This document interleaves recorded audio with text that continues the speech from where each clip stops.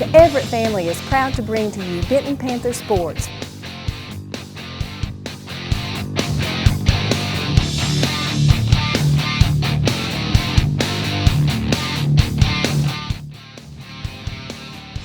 Are you ready for Benton Panther Sports?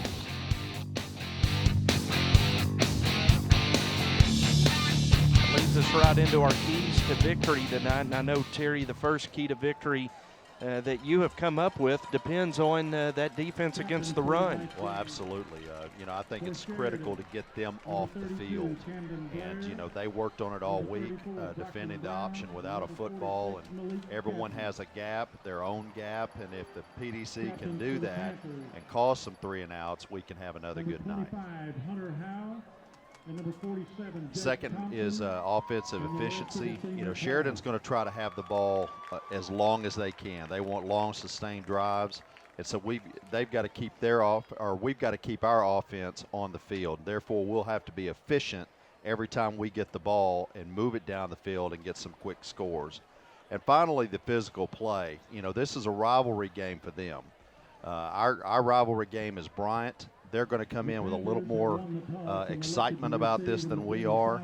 They're going to play very physical in the first half, and we have to match their intensity and defeat them mentally. We do that, we'll have a good night. Hunter Howe and Jake Thompson, the captains for the Panthers tonight, and they are flanked by all of the seniors on this year's Benton High School Panther football team. Benton won the toss and has elected to receive and will defend the South Go. Sheridan will be kicking off from the north end of the field and will have about a 15-mile-an-hour wind at their back for this first quarter as the Panthers are going to head back to that tunnel and prepare to run onto the field. A quick look at the pick-to-click scoreboard, and we kind of caught up with Dio here. Dio's at 130. Tony, you're up to 119.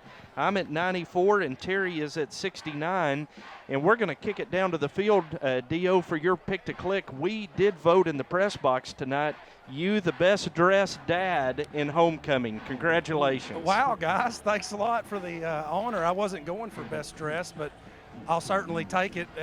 Homecoming to me is really more about the girls and honoring them, I guess. But I had a good time, and it's kind of nice considering that I know a lot of the folks from Sheridan, so it's kind of nice for them to hear that Vanucci name called out over the loudspeakers again. Bring back nightmares to some of those Sheridan folk? Well, hey, it may have, but when I think of Sheridan football, I don't have the fondest of memories because back in my day, I played back in the 93, 94, 95 season, and we went 0-23 my sophomore, junior, and the beginning of my senior year. So Sheridan football does not have a rich tradition of winning. I think the last time that I remember them going to the playoffs back when you had to earn your way in was back in 1989, and I think I was a 5th grader, something like that. So anyway, they think they're here to win tonight. I can tell you that right now. The attitude in Sheridan is that they're coming to Benton to put a whooping on us. Well, we'll see if that happens as the Yellow Jackets take the field. Let's get our picks to click real quick. Dio, who's yours? Well, for this week, I took Tony's usual picks. I took Drew Dyer and Dylan Murphy. I just think they're going to have a big game tonight. Okay, Terry? I took Brandon Hunter and Ben Brazel. I think both of them are going to have a great night. I went with Nate Beck and Will White, who has really stepped up the last 2 weeks at an outside linebacker position. And Tony, you get... I got all excited when I heard Kaysen was going to play tonight, so I picked him as my pick to click. And Braden Harris, I think he's doing a real big defensive game tonight. Kaysen Mertens is dressed out tonight, Terry. The worst kept secret in the 6A South? Well, I will say this. I believe he will be the best second-string quarterback in America tonight. As the Panthers come on the field and Dante Winston carrying that PDC flag, I will tell you, talking to Matt Beck, he's got a lot to be proud of in his son's attitude toward this whole thing. Boy, he sure does. He sure does. And,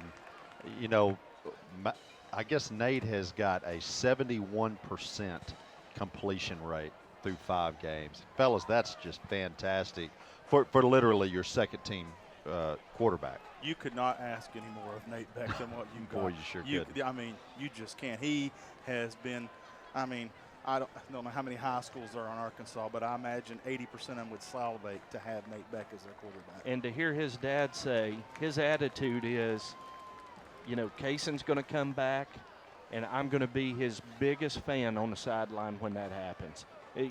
What maturity? Yep. Well, what maturity. And you know, John Penn, who called the game last night, was talking about having Kayson on, and he was talking to Kayson about coming back, and he said all Kayson wanted to do was talk about how great a season that Nate Beck was having. So that's great and says a lot for the program. Dennis Stroh has it teed up at the 40-yard line. He'll kick off for the Sheridan Yellow Jackets, dressed in white pants, white tops, and blue helmets. The Panthers are receiving at the south end zone, and it's a squib kick that Kyler Nitschke is going to fall on at the 33-yard line. We're going to get our first look at a Panther offense tonight that's going to be led out onto the field by quarterback Nate Beck. His offensive line will be Jacob Cooper at left tackle, Selleck Childress at left guard, Brett Tittle is at center, Preston Madison, O'Pawpaw back in the lineup tonight at Good right to see guard. him back out there. And Roy Blaylock will be the right tackle. We'll get the skill guys after this first down play. The Panthers going right to left on your radio dial. Nate Beck looks to the sideline, gets a signal in from Coach Scott Nethery. They see something they like. Trips to the right. Trey Pepper, the lone receiver, to the left. Going to hand it off to Brandon Hunter. He's trying to get to the outside and does. He's at the 40. He's at the 45. He's over midfield into Sheridan territory. Give Brandon Hunter 18 yards on first down. Boy, it was a nice little shake move as he came left. He put a foot in the ground and shook that first guy, and that gave him another opening where he got about another 8 yards out of that run. Panthers hurry up to the line. Trips to the left. One receiver to the right. Throw it out to Colton Nix to the short side of the field, and he's going to press up to the 42-yard line and pick up a 7 on first down, and it'll be 2nd and 3. Well, there's a little pushing and shoving already going on, and Drew Dyer's quick to run over the referee saying, hey, I'm not starting this. So I want you guys to know I'm not starting it. Hopefully he won't get the second flag. Nix, Morrow, and Dyer to the short side. Going to throw it out here to Dyer. He gets a couple of blocks from Nix and Morrow, and he's up near the 35-yard line of Sheridan. And the Panthers are on the march early. Yep, that's a nice little hard run down the sidelines, too. Lowered that shoulder, got himself another 2 to 3 yards.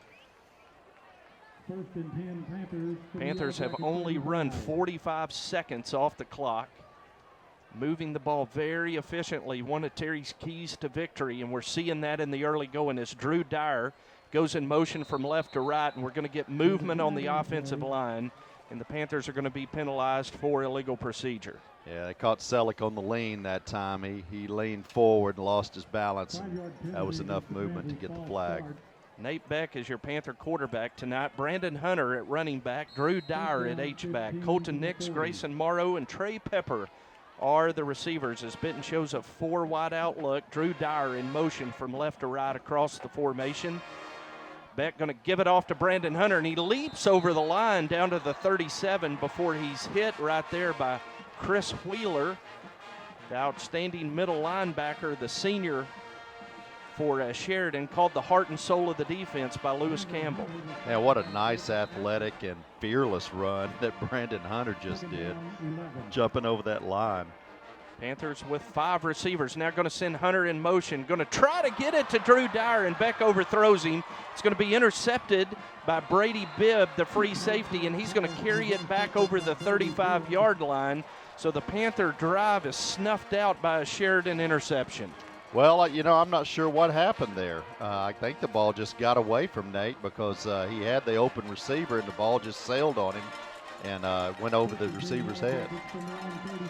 So we're going to get our first look at the Service Academy offense of Sheridan tonight. They'll be led to the line by quarterback Dustin Reed. He's a senior. The fullback is Brockton Brown, the 3rd leading rusher in the state of Arkansas coming into this ball game.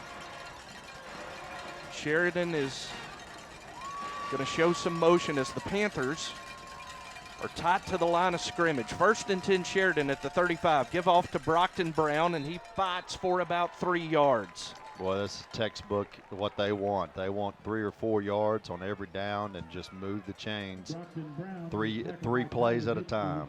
Panther defense tonight. Up front, Jeremiah Bowling, Mel Hegwood, and Chandler Cliff. The linebackers are Ben Brazel, Dylan Murphy, Braden Harris, and Will White. 2nd down and 6 for Sheridan. Ball at the 39. Dustin Reed running the option, and he's hit, and he's dropped at the line of scrimmage. That's Dante Winston coming up from his free safety position to make the hit. Yeah, that's fantastic run support with Dante coming up and staying at home and making that play. Ben Brazel kicked out on the wide running back, and Dante was left one-on-one, and he made the play. Panthers secondary is Simeon Watson and Preston Stone at the corners. Kyler Nitschke and Dante Winston are the safeties. Nitschke going to be up near the line of scrimmage. Sheridan's going to come with a tight end look this time. We've got a flag that blows the play dead from the referee, and we're going to have a false start on Sheridan. Yeah, I didn't see, I guess maybe the running back in motion had moved forward or something, because I didn't see anybody move on the line. Did you, Tony? No, I didn't see it either. Penalty takes it back to the 35-yard line, and it is 3rd down and 10 for Sheridan.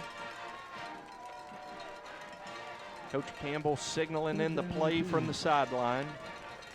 That was actually a gift for them because that play was smothered. Going to go wing right, 2 receivers right, 1 receiver left. Brown the lone back. Dropping back to pass is Reed. He's pressured. He puts the ball on the turf, and we'll see who comes up with it. Have the Panthers come up with a fumble. And they're going to say Sheridan recovers it at the 33-yard line, but it'll be 4th down and 12 for the Yellow Jackets. Well, nice pressure by Jeremiah Bowling. 4th down, 11. There's that 4 and out, or that 3 and out that we were talking about. That's something that the Panther defense is going to have to do tonight.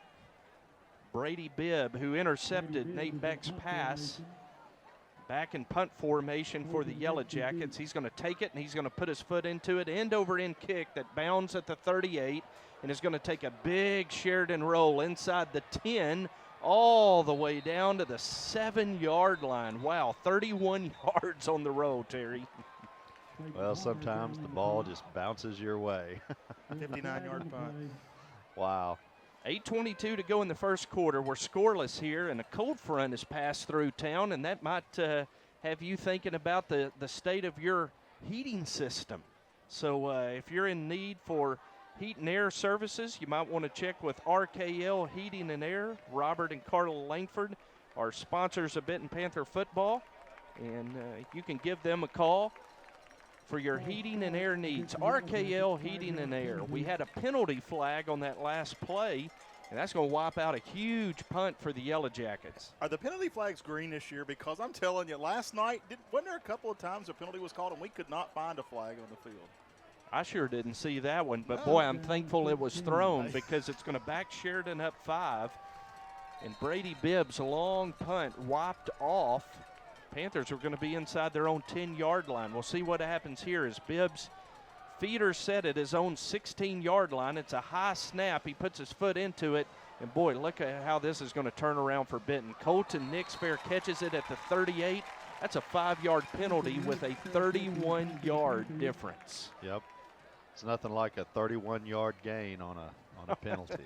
Boy, that's the hidden yardage they talk about in stats. It don't show up on paper anywhere, but boy, that's a killer. Yep, sure is. Good field position for the Panthers coming out on 1st down. 1st and 10 Benton. Ball on the near hash mark as the Panthers travel from south to north, right to left in this first quarter. Beck's going to hand it off to Brandon Hunter. He rolls off a tackle and gets up to the 45. Well, that's a good spinning run by Brandon.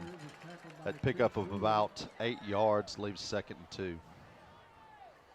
Is it me or is Brandon just running harder this season? He puts his head down, runs hard. 2nd down for Benton. Going to give it off to Hunter again. Hunter busts through the hole. He's in the Sheridan secondary all the way down to the 35. I needed him to have one more step, Jim. That was a big run, and it would have been bigger if he'd had one more step. 20 yards for Brandon Hunter. Shot out of a cannon on that play. 1st and 10 Benton at the Jacket 35. Fake it to Hunter. Going to get it out to Drew Dyer in the flat, and he runs through a tackle before he's pushed out of bounds at the 31. Yeah, I don't think Tristan Hatley liked that a bit. Drew Dyer just ran over him on the sideline. Tristan Hatley is 5'5", 160 pounds. Trying to tackle Drew Dyer? Yeah. It's a mismatch. 2nd down and 6, Benton at the Jacket 31. Going to give it to Dyer this time through the center of the line. He's pushing forward down to the 28. Good, another strong bull run that he does so well. Yeah, we heard John last night refer to a couple of runs, Tony, as bulldozers, and that's what Drew Dyer is. 3rd down and 4 for the Panthers. Ball at the Jacket 28-yard line. 3 receivers are out, 1 left. Nate Beck's going to swing it out to Brandon Hunter. He's going to have 1st down yardage and more. He's down to the 10-yard line before he's brought down. 1st down Panthers. Boy, I like what I see out of Brandon Hunter tonight, guys. He's running hard just like he did in that Greenbrier game. He kind of has the eye of the tiger right now. 1st down and goal, Benton just inside the Sheridan 10-yard line. Morrow, Nix, and Dyer split to the left. Going to throw it out to Dyer. He gets a good block from Nix and Morrow, and Drew Dyer reaches for the end zone. No, they're going to say he stepped out of bounds at the 2. Well, I can't wait to see that one on replay because he certainly stretched out for it. No, Terry, nice stiff arm. You talk a lot. That's a touchdown, fellas. You talk a lot about the Panther offense stretching the opponent horizontally. Benton doing that in the early going. Give off to Dyer. Touchdown, Benton Panthers. Yeah, I'm glad to see Coach Nethery do that because he earned that touchdown on the previous play and just took him one more play to get there. Behind the nice blocking run of Roy Blaylock, Preston Madison, how about Buddy Riggin in there at tight end? Leading the way for a Drew Dyer touchdown. Matt Warwick is on to attempt the extra point for the Panthers. Ball is down, kick is up, and Matt Warwick splits the uprights. There's 6:44 to go in the 1st quarter, and the Benton Panthers lead the Sheridan Yellow Jackets 7-0. This is Benton Panther football on ESPN, WPS, and Fidelity Local 6. Family-owned, customer-friendly is more than just a slogan. It's a better way to buy a car and the right way to do business. Come see us and discover the difference at Everett Buick GMC, I-30 at the Alcoa exit. If you haven't been to Everett Buick GMC, we'd like to invite you to come see us and experience what family-owned, customer-friendly really means. There is a difference. Everett Buick GMC, I-30 at the Alcoa exit.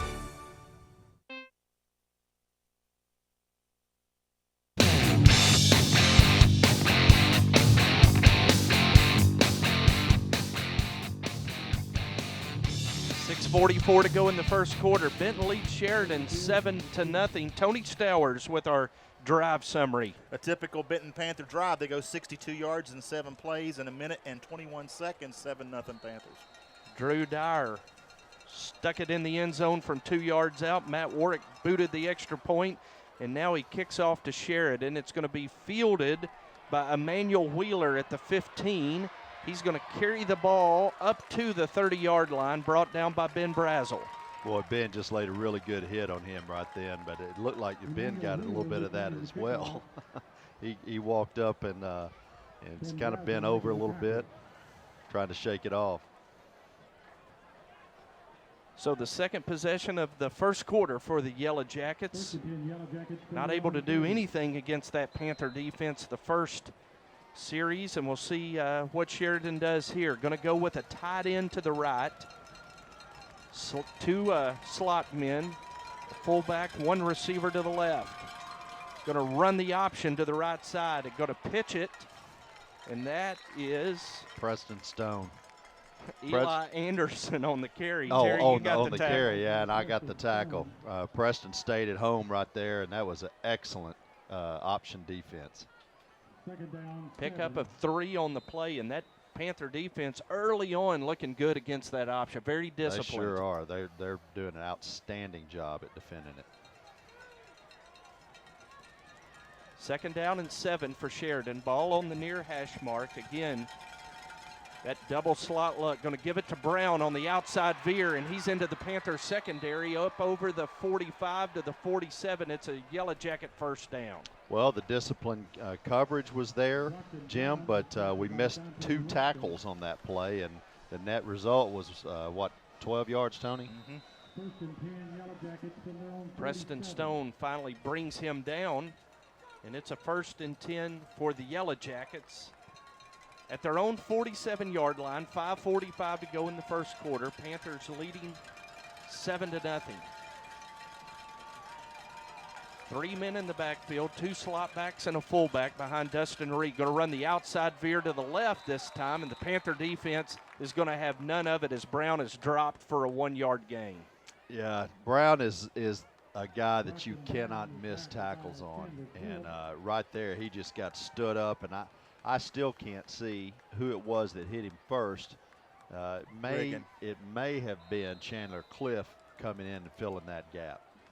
Well, and you see something different in the personnel here. Buddy Riggin and Mel Hegwood both in the ball game at the same time on that Panther defensive line. 2nd down and 9 for the Yellow Jackets. Reed is going to take the snap, drop back. He's going to fire a pass for a receiver that was downfield to block that time, and miscommunication for Sheridan. Ball falls incomplete, 3rd and 9. Well, one of the things that won't get reported on that one is Ben Brazel dropping back into coverage immediately when he saw the quarterback stand up and knocking that ball down with his left hand by just reaching out. That was an excellent play by Ben Brazel. 3rd down and 9 for the Jackets. 4:52 to go in the 1st quarter. Going to send Wheeler in motion. Reed fakes a sweep to him, and he's going to be dropped. That's a sack for Jeremiah Bowling, his 10th of the season. What a great play, and actually he was unblocked. Came through and made the good wrap-up tackle. Got his 10th sack of the year. Fantastic play. Jeremiah had lost his state lead in the Arkansas Democrat-Gazette in sacks. He was the leader last week. Another young man in the state picked up his 10th sack last week, and Jeremiah gets his 10th early in the 1st quarter here tonight as Brady Bibb punts it away, and he's going to punt it away from Colton Nix. Ball's going to bound out of bounds at the 18-yard line. So the Panthers will take possession at their own 18-yard line. 4:09 to go in the 1st quarter. Benton leading 7-0. And we want to remind you that Panther football on ESPN WPS 690 AM and 99.7 FM and on Fidelity Local 6 is brought to you by First Security Bank, only in Arkansas. Well, you know, the best way to keep from chasing Colton Nix is kick away from him. 1st and 10 Panthers, 3 receivers to the short side of the field. Trey Pepper to the wide side of the field. Going to swing it out to Colton Nix.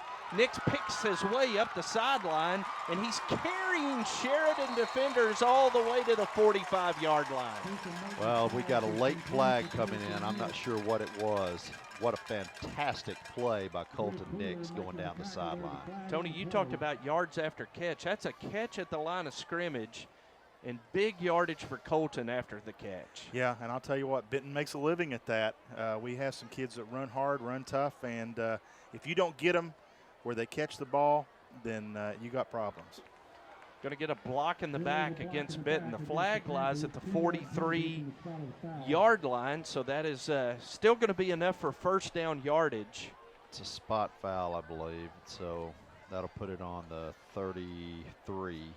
So the Panthers will have 1st and 10 at their own 33. I know one thing Coach Nethery's wanted to clean up is the penalties. We've been penalized 21 times more than our opponents through the first half of this season, Terry. Yeah, we sure have, and hopefully we won't have too many more of those. Brandon Hunter takes the snap and carries up to the 30 9-yard line. It's a pickup of 6 on first down, 2nd and 4 Panthers. I didn't have time to elaborate on that before the snap because we're going so fast, but one thing is the intensity in which the Panthers play sometimes lead to some of those penalties. Panthers with 4 receivers now to the right as Hunter moves out of the backfield. Going to fire a strike to Colton Nix. And guys, that's Kason Mertens completing that pass to Nix up near midfield at the 48-yard line. It's going to be a first down. How about Kason Mertens, number 10, in there at quarterback? Boy, it sure is good to see Kason Mertens in there at quarterback, isn't it? 1st and 10 Panthers. And we're going to get an offsides against Sheridan as their big, talented defensive lineman, Brady Atnip, crossed the plane of the football. And boy, that's what a senior leader at quarterback can do. Just kind of change up that snap count and pick up 5 yards right there. Kason's got a great hard count, too. I think he just found it. Snap back to Mertens. He's going to swing it out to Brandon Hunter to the near side, and Hunter picks his way up near the 40-yard line. It's going to be another Benton Panther first down. Well, did you see how he approached the 2 blockers upfield and kind of slowed down, picked his lane, trying to keep his feet underneath him? That was an excellent run. So Preston Madison's going to check out of the ball game, and Taylor Cochran checks in on that Panther offensive line. Going to get it out to Drew Dyer this time. And boy, the Panthers are just making a living right now on the quick pass to the short side of the field. How about Morrow and Nix blocking that time for Drew Dyer up to the 31, just shy of a first down. Yeah, they're kind of picking on Tristan Hatley right now. They're coming at him quite a bit. Hunter Howell in the game at receiver in place of Nix on this 2nd down and short play. Mertens going to give it off to Brandon Hunter. He's in the open field at the 20. He's going to be inside the 15 to the 14-yard line. Pickup of 16 and another Benton Panther first down. What a fantastic run. Nice little patient run. Found his hole and accelerated through it. One guy to beat. And as Mertens comes in for the first time, no hiccup in the pace of that Panther offense. Just totally in rhythm right now. So Mertens going to get it out to Drew Dyer this time. Dyer breaks a tackle. He's going to fight for the end zone. Touchdown, Benton. What an outstanding play by Drew Dyer. Wow, what a good, powerful run after the catch. That goes back to what you were talking about, Tony. Getting the ball and getting it downfield after the initial contact, and nobody does it better than Drew Dyer. But you're going to see it. Nobody wants a part of. Watch this. Ford did not want a part of Drew Dyer. Drew Dyer ran through 4 Yellow Jackets that time on his way to the end zone. Benton 13, Sheridan nothing.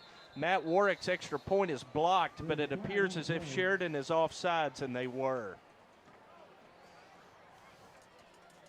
So that'll move the ball up to the 1.5-yard line. Well, we'll see if he elects to kick it again or if he's going to take that short field.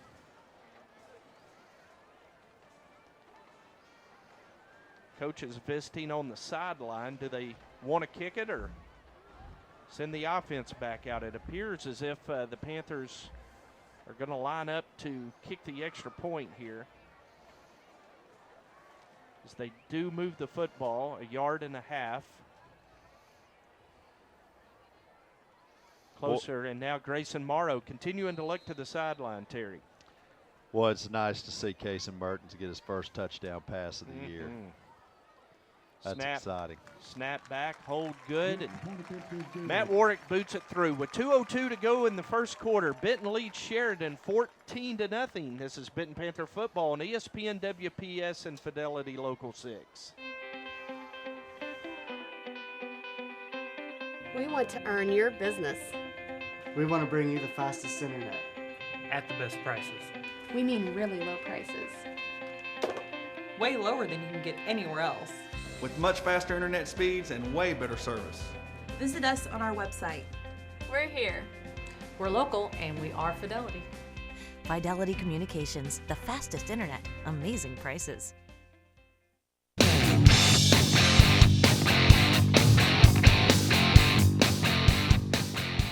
14-0, the Benton Panthers lead the Sheridan Yellow Jackets, and with another drive summary that resulted in a touchdown, here's Tony Stowers. I'll tell you what, you can just about duplicate all these Panther drives. 7 plays, 82 yards, 2 minutes and 7 seconds. We're up 14-0. A drive fabulously engineered by Panthers senior Kason Mertens. Matt Warwick is going to kick it high and short, and it's going to be fielded by the Jackets at the 25-yard line. Going to get up over the 30, and there is Panther noseman Mel Hegwood down there on special teams with the tackle. Well, now this is a really good series for the Panthers. We got a 14-point lead, and now if that PDC can come in and get a 3 and out, that's going to be the kind of environment we want. Well, this is the biggest drive of the game for Sheridan so far. If they're going to make this a football game, they got to do something right here. Sheridan with one receiver, one tight end, 3 men in the backfield. Going to send a man in motion. Try to get it off to Brockton Brown. My word, that Panther defensive line just totally collapsed. The Sheridan offense. Who do you give the tackle to? I'm giving the primary to Nitschke. Well, there was like 6 of them that hit him on that play. Brazel with the assist. They're going to mark it at the 31-yard line. Just a loss of 2 on the play, even though Brown was tackled all the way back at the 25. Boy, you don't think that Panther defensive line is ready for Brockton Brown tonight, Terry? Yes, sir, they are. They're playing great defense right now. 2nd down and 12 for the Yellow Jackets. Going to send Wheeler in motion to the left. Give off to Brown. No, Reed kept it, and he is just snowed under at the line of scrimmage. You know, the one thing that I like that the Panther defense is doing right now is it doesn't matter if you have the ball or not, somebody's going to hit you. You know, I want to chime in on that comment because during the pregame show, that's exactly what Nethery said. Yesterday, the defense practiced without a football.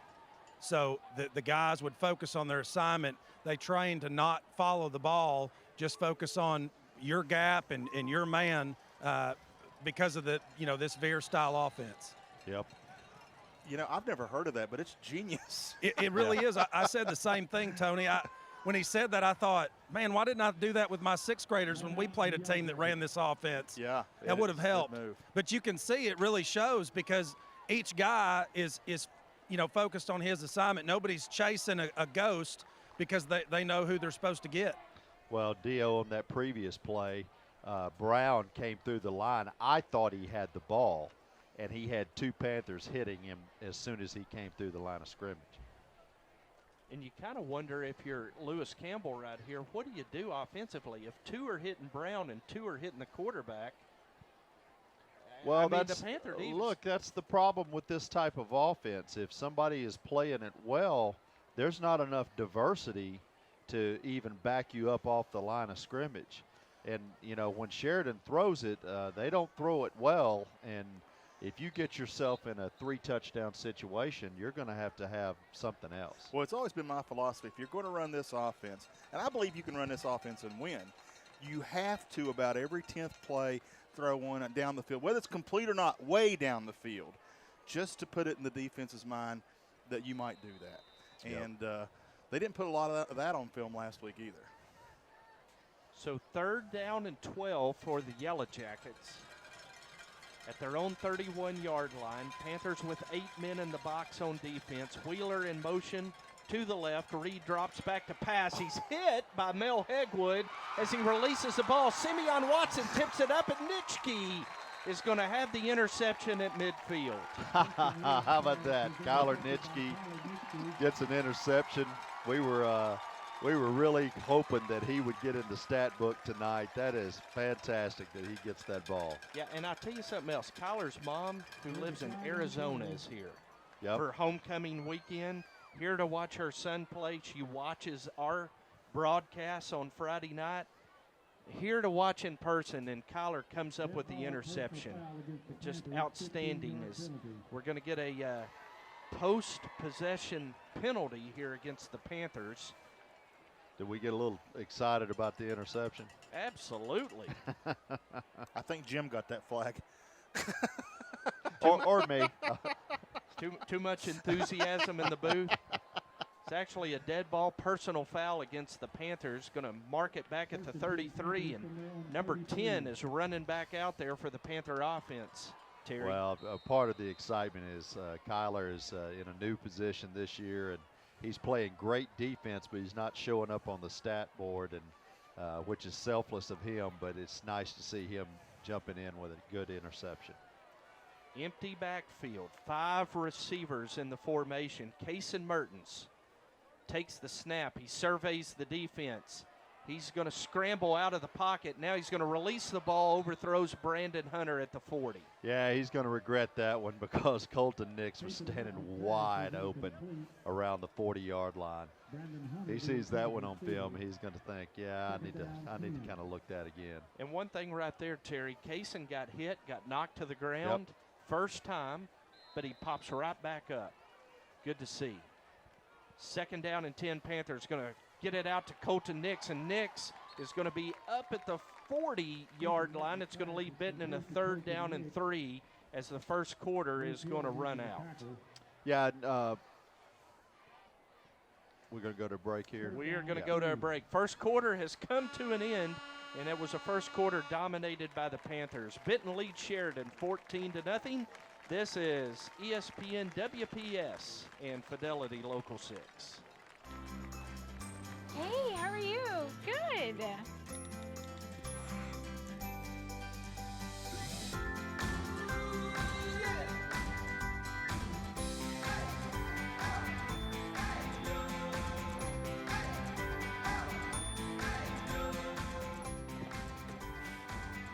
Whoa, I just got your text. Yeah, that fast checkout is great. Fast, friendly checkout every day at Kroger. For many, financing a house is financing their dream. That's why at Premier Nationwide Lending, we strive to take the stress out of improving your quality of life. Whether a first-time home buyer, a second home investor, or a veteran looking to retire, we have the right loan for you. As the premier mortgage lender in Saline County, our 10 years of experience will ensure a stress-free home buying process. Our unbeatable customer service, commitment to excellence, and great mortgage rates make us the ultimate partner when it comes to buying a home. Call 501-778-1500 today to learn how we can make your dreams come true, or visit us at mortgagebenton.com.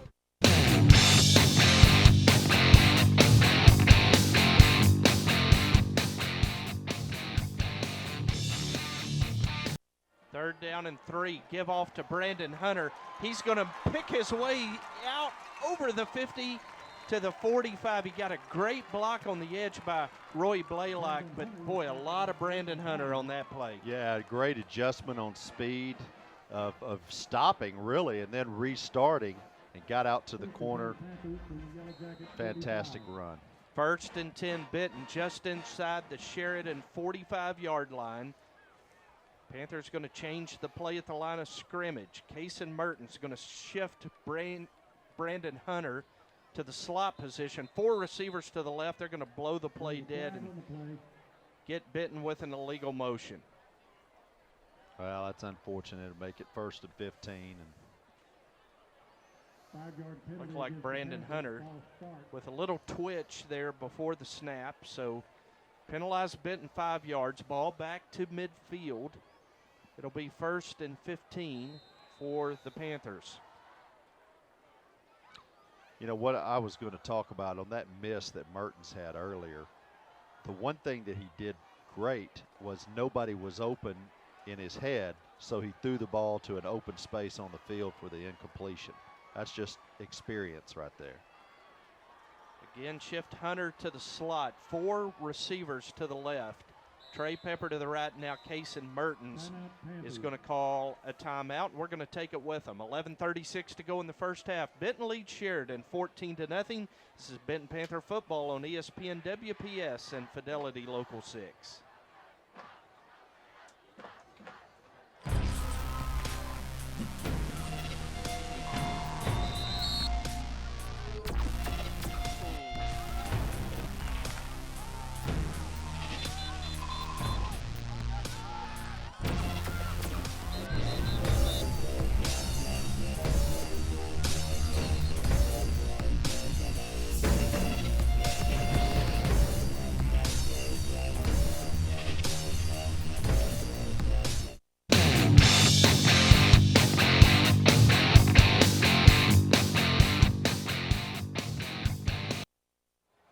Yeah, if you're tuning in to ESPN 690 AM in Benton looking for Cardinal playoff baseball, you're going to get Benton Panther football tonight. We will let you know the Cardinals are leading the Cubs 1-0 in the bottom of the 6th inning.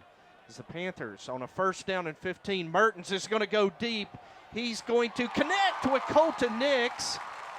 Great throw, great catch, and the Panthers are down at the Sheridan 10-yard line. He still got it, fellas, and no flags. Right on the money from Mertens to Nix. A big 40-yard gain for the Panthers. And the Panthers are going to come back with a quick pass to Nix, and Sheridan defends that one very well. Yeah, I think that time we actually ran it too fast for ourselves. I don't know that everybody was fully set on who they were supposed to hit that play. 11 minutes to go in the second quarter. Benton leading 14-0 and trying to make this a 3-score game. And with Sheridan's offense to be down 3 scores with that ball control running game really behind the 8 ball for the Jackets. Sure is. Mertens takes the snap, gives it to Brandon Hunter. He's trying to outrun the Sheridan defense to the edge, and he is not going to do it as he's upended by Clayton Palmer. It's going to be a loss of 3, and Benton will face a 3rd. They're going to give him just a loss of 2. 3rd down and 12, Panthers at the 13. That was really good defense by Sheridan. They strung that little stretch play out, and he didn't have a hole to run through. Ball on the near hash mark. Wide side of the field is the left. Case and Mertens trying to get his receivers position. Going to send Nix and Morrow to the short side. Pepper to the wide side. Snap back to Mertens. Going to throw the fade to Nix. Oh, it was in his hands and out in the corner of the end zone. And now Benton faces a 4th and 12, and Matt Warwick's going to come in to kick a field goal. Yeah, Colton's going to be mad about that one tomorrow in the film room. He had that catch for the touchdown and just let it slip through his hands.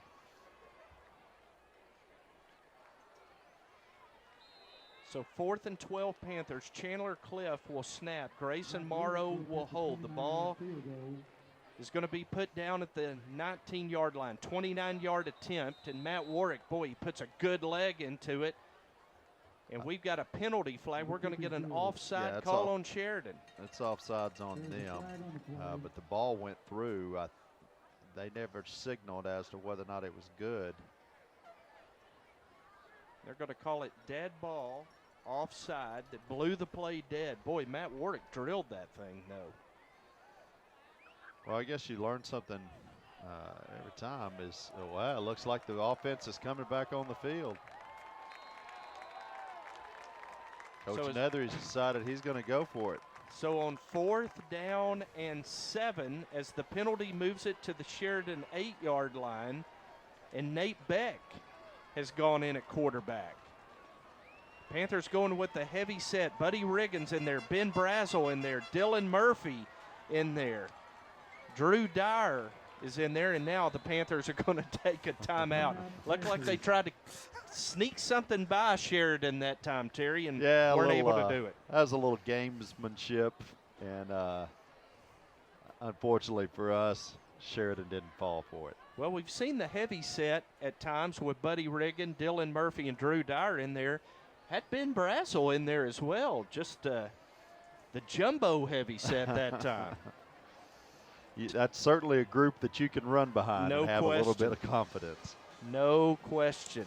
Well, good to see Kaysen back. He's 7 of 9 for 91 yards and a touchdown.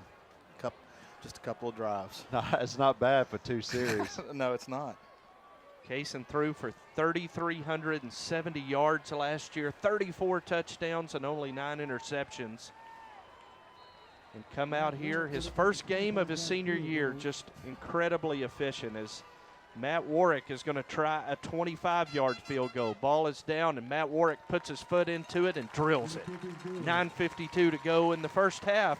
Benton leads Sheridan 17-0. This is Benton Panther football on ESPN WPS and Fidelity Local 6. First Security is here. Only here. So that means we're here, Here. And here. Even here. And definitely here. Because here is where we want to be for you. First Security Bank, only in Arkansas. Back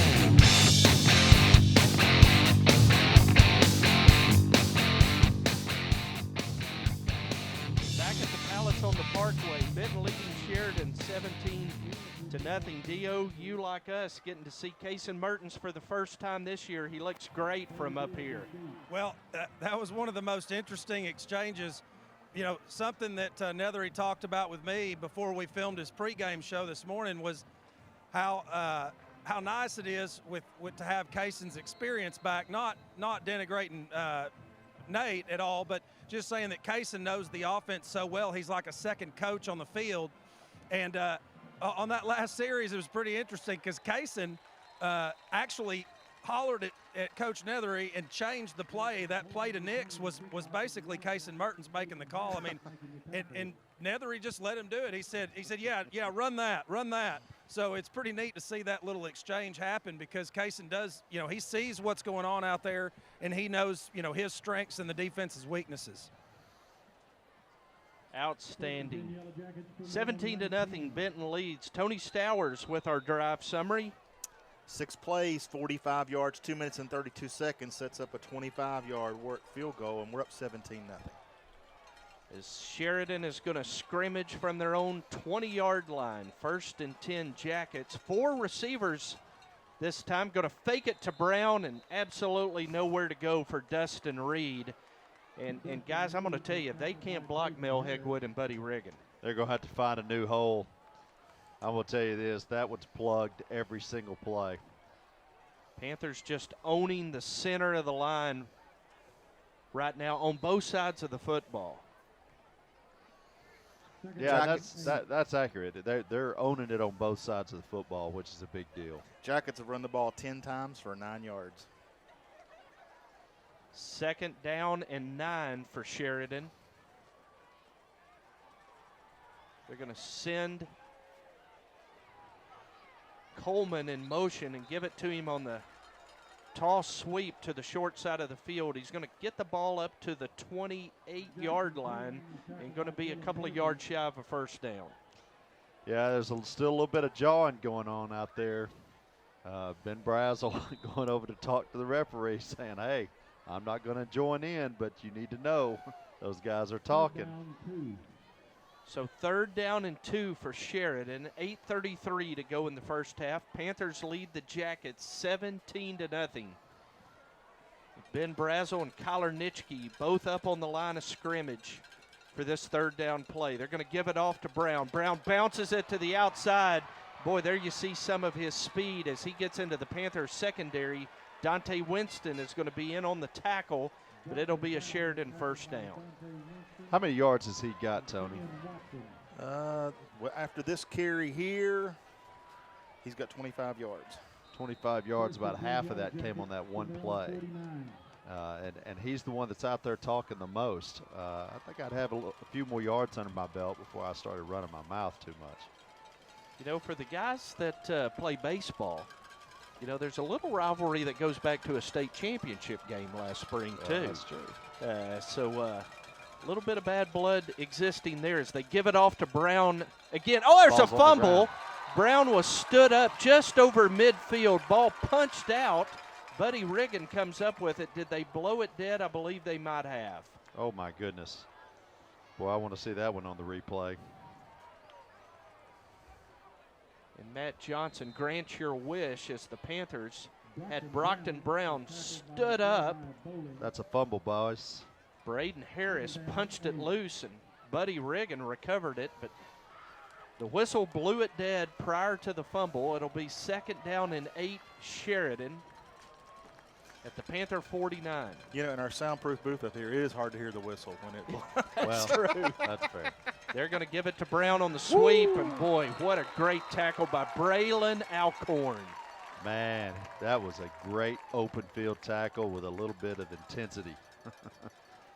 I know Braylon Alcorn has been challenged. Will White took his starting position away, and Braylon has told the coaching staff, you give me a chance, I'm going to prove to you that I deserve to be out there. And, boy, he did on that play. Boy, he certainly did. No gain for Sheridan. It'll be 3rd down and 8 at the Panther 49-yard line. Reed going to drop back to pass, and my word. Buddy Riggin is right on top of him. That probably goes on the highlight reel. You can't block Buddy Riggin. You can't even contain him. I mean, he's so quick, guys. The Sheridan center just whiffed. But, Jim, you have to at least try. I mean, if there's anybody on the field that you've got to try to block, it's number 43. He could have took a snap. Yeah, he could have. Tim DeZort block. Sheridan's going to punt it away. Brady Bibb's going to kick it end over end. It's going to hit at the 28 and roll down to the 21, where it will be downed right there by Sheridan. And so the Panthers will take possession of the football with 5:42 to go in the first quarter, or first half, 17-0. Dio, how quick is Buddy Riggin down there at that nose man position? He's so quick you need a time machine to get in front of him. I'm telling you right now, he shoots off that ball so fast. I mean, you'd think he knew the snap count. I've never seen anything like it. 1st and 10 Panthers, ball at their own 21-yard line. Panthers have been totally in control of this ball game, Terry, tonight. Well, they sure have. They've been efficient on offense, and the defense has just been smothering. And it's probably got Sheridan a little frustrated right now. This is problems for them. Nate Beck back in there at quarterback, going to swing it out to Drew Dyer. He runs away from one tackle and is up near 1st down yardage. Yeah, they ought to be thankful they got away with that. Only containing them to 9 yards, because there was a little seam there that, boy, that could have turned into a very big play for the Panthers. They're going to say Drew Dyer advanced past the 1st down mark, so it is a 1st and 10 Benton at the 31-yard line. Going to give it off to Brandon Hunter, and he's going to pick up 4 on the 1st down run. Boy, Brandon having another good game, making just chunks of yards at a time. 9 carries, 88 yards. That's not bad for a first half, fellas. Nope. And how about that Panther offensive line thus far tonight? Jacob Cooper, Selleck Childress, Brett Tittle, Paw Preston Madison, and Roy Blaylock. Taylor Cochran as well. Protecting the quarterback and opening holes like this one for Brandon Hunter to run through. He gets a great block on the outside. Brandon Hunter in jacket territory all the way down to the 32-yard line. Boy, what a great run and great downfield blocking. Trey Pepper, one of those that's downfield making good blocks. I really hope that they go back and show the replay on that, because I need my entire youth football team to pay attention to the Sheridan defender on how not to tackle. He dipped his head, and Brandon Hunter made him pay for it. He sure did. 1st down and 10 Panthers at the jacket 32-yard line. Drew Dyer, the lone back in the backfield, he's going to take the carry, and it's going to take 3 jackets to bring him down at the 29. Good solid run. To pick up a 3 yards, set up a good 2nd and 7. Brandon over the century mark now at 122, 10 carries, 122 yards, 12.2 a carry. That's not bad. He came in averaging 9.5 a carry, so improving on that. Brandon had 496 yards on the season coming in. He's going to be up over the 600-yard mark tonight. Give off to Dyer on 2nd down. Drew Dyer runs through for a touchdown. Wow. Dyer hit 3 yards beyond the line of scrimmage, ran out of 2 tackles, Terry, and into the end zone. Hit 3 yards past the line of scrimmage by 3 guys, and the only one to come out of the pile is Drew Dyer. Wow. The bulldozer himself.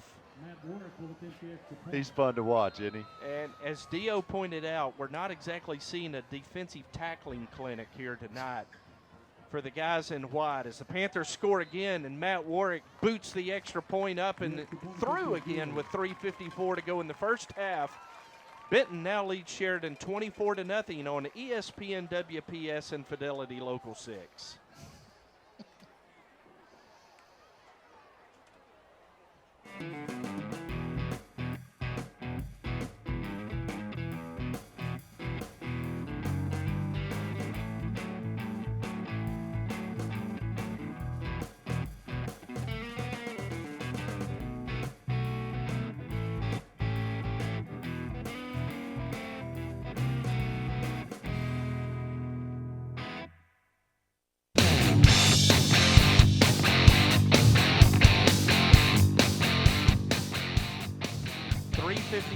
Left in the first half, and Terry, the Benton Panthers lead the Sheridan Yellow Jackets 24-0. Well, I need to get Aaron Garrett to cast a camera over here, but it's too late because my wife has done left the building. One Sheridan alum is heading for the house. Miss Paula Benham has thrown in the towel. Early here before halftime, 24-0 Panthers lead as Matt Warwick kicks it off, and he kicks it deep inside the 10-yard line where it's fielded by Brady Bibb. He returns it to the center of the field where he's dropped by Ben Brazel at the 30-yard line, and Tony Stowers has another very happy drive summary. Well, it took 1 minute and 52 seconds and 5 plays to go 79 yards. The Panthers have racked up 332 yards in this first half and lead 24-0. That's pretty efficient, Jim. It is, and how about doing it with dual quarterbacks? Yeah, you know, that's right. I mean, offensive efficiency was one of your keys, and boy, we've seen it. Oh, man. Beck is 7 of 8, and Kaysen is 7 of 9. They look good. First down and 10 Jackets, ball at their own 30-yard line. Continuing to run that triple option look. Boy, Mel Hegwood just eats Brockton Brown up at the line of scrimmage. And now we get a late flag. Comes in from the umpire. And we're going to get a dead ball, personal foul against the Benton Panthers. And that's got to be driving Scott Nethery crazy. Well, it absolutely does. He's trying to find out what's going on. And look, a lot of these times, you know, our guys play intense. And a lot of times they get caught as the second guy that reacted to the situation. Well, but here's the deal. You know, against Sheridan, against Hall, against Greenbrier, you can get away with that. But if this doesn't stop until when we get to El Dorado and Pine Bluff, this will hurt us. Yes, very much absolutely so. Will. Jacob Jarrett checks in for the Panthers on defense as Sheridan is going to run the toss sweep to the outside, and the Panther defense is there on the corner. Eli Anderson on the carry for Sheridan. Ben Brazel in on the tackle. Simeon Watson, Dante Winston in there as well. Well, I promise you, when you draw that one up on the whiteboard, you're expecting to get more than 2 yards out of it. That was excellent defense. Ben Brazel getting out there also turning that play in. Second down and 8 Yellow Jackets as the clock ticks under the 3-minute mark. Sheridan at their own 47. Near side is the wide side of the field. Going to run a man in motion. Now running inside trap. And going to pick up about 2 yards up to the 49-yard line as Mel Hegwood again on the tackle, as well as Dylan Murphy. Well, there's just so much pressure going on the line of scrimmage. They almost look just confused by their own offense. That's exactly that's a great observation. They're the ones that look like that they're unsure about what they want to do with the football. Third down and 5 for the Jackets. Buddy Riggin come back in. Place of Mel Hegwood. Reed's going to pass, and he's going to complete it this time. I believe that's the first completion of the game for Sheridan as he completes it to Michael Burnett down to the Benton 32-yard line, and it'll be a first down Yellow Jackets. Well, it was a nice little completion, real quick pass.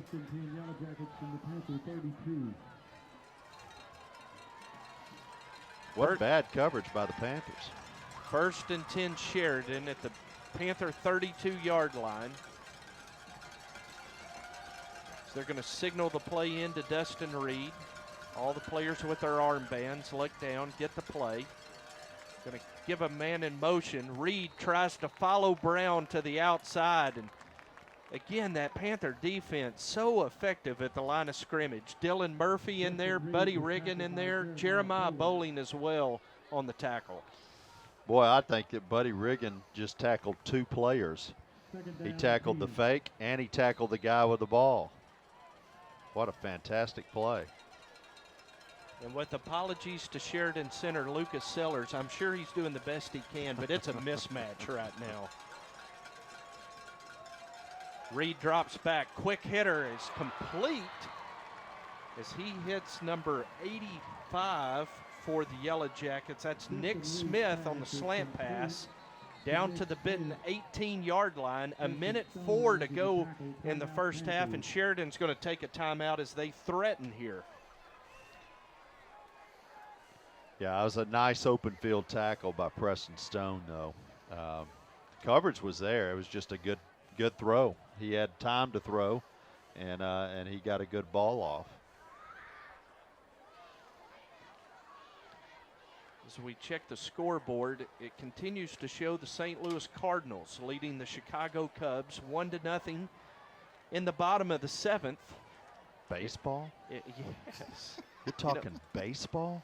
You know, there's a lot of people that listen to Cardinal baseball on ESPN 690, and they are probably throwing their shoes through the house. That Cardinal baseball in the playoffs is being preempted by Benton Panther football, but that's the way it's always been in Benton, Arkansas. Hey, move to St. Louis. There you go. I can hear Roy and Linnell Womack right now. Terry, between your wife and Cardinal fans, I'm not sure you're gonna have to watch your back, my man. You better be real careful. Hey guys, I was just listening. Coach Harris was reading them the riot act. He is not happy about those 2 slant routes being completed. So I'm willing to bet this defense buckles down right here. 1st and 10 Sheridan at the Panther 18-yard line. 1:04 to go in the first half. Boy, Brockton Brown gets the handoff, and he's dropped for a 2-yard loss as Mel Hegwood and Buddy Riggin together, again, just dominating the line. Mel Hegwood just absolutely is blowing through that hole. Down 12. Timeout, Yellow Jackets. It's another timeout has been called by the Yellow Jackets. Guys, one of the things that's interesting is you think about statistics. We often see Mel and Buddy rotate at that nose tackle position. We're seeing them both in there tonight together. 35 tackles coming into the game. They combined to be the second leading tackler on defense for the Panthers. Well, usually you get your highlights off the field or during the plays, but when the Panthers were coming off the field to go over there, Buddy Riggin walks over to Mel Hegwood and grabs the back of his helmet and just headbutts him like, it's me and you, brother. We're owning this right now. Well, you know, there's a lot of defensive philosophies and schemes, but every defensive guru believes you've got to, the first thing you got to do is you got to own the middle. You've got to own the center and the 2 guards. And if you own that, playing defense is a lot easier. And that has happened. Yes, all season. In spades tonight. 2nd down and 12, Yellow Jackets at the Panther 20. 46 seconds to go in the first half. Benton leading 24-0. Dustin Reed is the Yellow Jacket quarterback. He drops back to pass. Pump fakes, trying to get it on the slant. And it's going to be batted away as he tried to get it to Michael Burnett in the end zone. Dante Winston over there in coverage, helping to deflect that ball away. Hey, man, I'm happy. I've seen that same coverage called pass interference twice this year, and that was great defensive pass coverage and also great pressure on the quarterback. I don't know if y'all saw that, but as soon as he released the ball, he got popped twice. So 3rd down and 12 for the Yellow Jackets. Ball at the Benton 20-yard line. Big play right here for the defense. There are 40.8 seconds to go in the first half. Deepest threat of the game for the Yellow Jackets. As Reed takes the snap, drops back, pressure from Braden Harris, and Jeremiah Bowling unloads on Dustin Reed at the 27-yard line. Wow, that's maybe the best hit he's had all year. Woo! That was a strong, strong hit. And it took him out of field goal position. Wow. I mean, if you can't run the ball and you can't protect your quarterback, is there any adjustment for Lewis Campbell to make at halftime? I mean, a new offense, maybe? Oh, wow. Maybe take a cue from Terry's wife. Wow. Ouch. I'll tell you what, that's a hard as you'll that's a hard as hit as you'll see in a high school football game, that sack right there. Dio's got Freddie Reinhardt down there alongside him on the sideline there. Dio, what are you hearing from Freddie tonight? Well, let me tell you, on that hit right there, me and Freddie simultaneously just went, whoo! That was all you could hear. That was one heck of a hit right there. Dennis Stroh on to attempt a field goal, and it's blocked by Simeon Watson. And that play should be dead, shouldn't it, Tony? Well, not if we decide we want to pick up the football, which we did. And that was Ben Brazel who did pick it up, but credit Simeon Watson, I believe, with a partial block of that field goal attempt, so the shutout remains for the Benton Panthers. Boy, look at Simeon lay out on that replay on the video. What a great, nice job of Matt Johnson and the crew at getting that replay. That was excellent. Boy, don't you love that effort? You're up 24-0 in a game you're dominating, and to see that effort from Simeon Watson. As Nate Beck is going to take the snap and just drop to a knee, and that's going to do it here for the first half at the Palace on the Parkway. It has been a shutout performance for the Panthers in the first half. Spectacular. Fantastic job. Benton leads Sheridan 24-0 as the teams go to the locker rooms at halftime. It's a happy homecoming tonight thus far here in Benton, Arkansas, as you're listening to Benton Panther football on ESPN WPS and watching it on Fidelity Local 6. Say you'll get rid of Fido. Say it. Ugh, never. I don't want to pick sides, but I love Fido. The grandkids love Fido. I love both grandmas, but I can't watch any more VCR tapes. They can record hundreds of hours of their favorite show in HD to watch when they come over. Looks like we're keeping Fido. Get Fido, the brand new whole home DVR and entertainment experience from Fidelity. Call now to add it to your TV. First Security is here. Only here. So that means we're here, here, and here. Even here. And definitely here. Because here is where we want to be. For you. First Security Bank. Only in Arkansas. All right, come on, everybody. It's time to go. Come on. This is what to do today. Getting more for your money is simpler than you might think.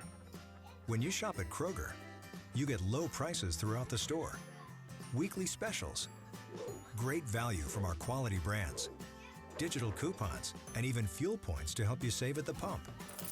No spin, just savings, pure and simple. Great food, low prices at Kroger. In Arkansas, over 600 cars a day illegally pass the school bus, putting lives at risk. So Everett is joining area schools to promote the Flashing Red, Kids Ahead school bus safety program. Always stop when you see the flashing red lights of a school bus. Children's lives depend on it. And report drivers to your county prosecutor if they don't stop. School bus safety is everyone's responsibility. Remember, Flashing Red, Kids Ahead. Sponsored by Everett.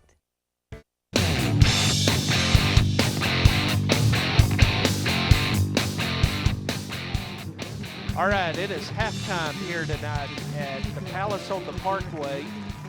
The Benton Panthers lead the Sheridan Yellow Jackets 24-0, and is our custom.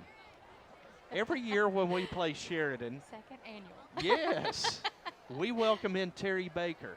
Terry, last year we had you lined up for halftime down at Sheridan. We had to do it on a Saturday morning. Do you remember that? I remember that, and I actually said it was a great day for ducks. You I'll never did, forget that. yes. It was a rainy day that Oh day. my, oh my. And the night before we went down there and didn't get to finish the game, went back the next morning. But this is always the game in which Coach Nethery lets the boys wear the pink. Yes, and you see a lot of pink this time of Makes year my heart happy. all around. Why don't you share with people, in case they're not familiar, your personal story as it relates to the pink theme? Well, I am a breast cancer survivor. As another year older, another year went by, so a 3-year survivor now. Breast cancer is a big part of our family, part of my family history, I should say. I lost my mother at a very young age, and I was diagnosed 3 years ago and went through a pretty rough year with it, but glory be to God, I'm standing here, and it's a bump in the road in my past, so that's pretty much my story. Yeah. So tomorrow is the Susan G. Coleman race. It is. Team Terry has been a tradition the last few years. Unfortunately, I'm not doing a formal team this year. I had the opportunity to participate in Runway for a Cause this year, which was about, I guess, a couple of weeks ago, where the breast cancer survivors are all models, and they raise money toward Coleman.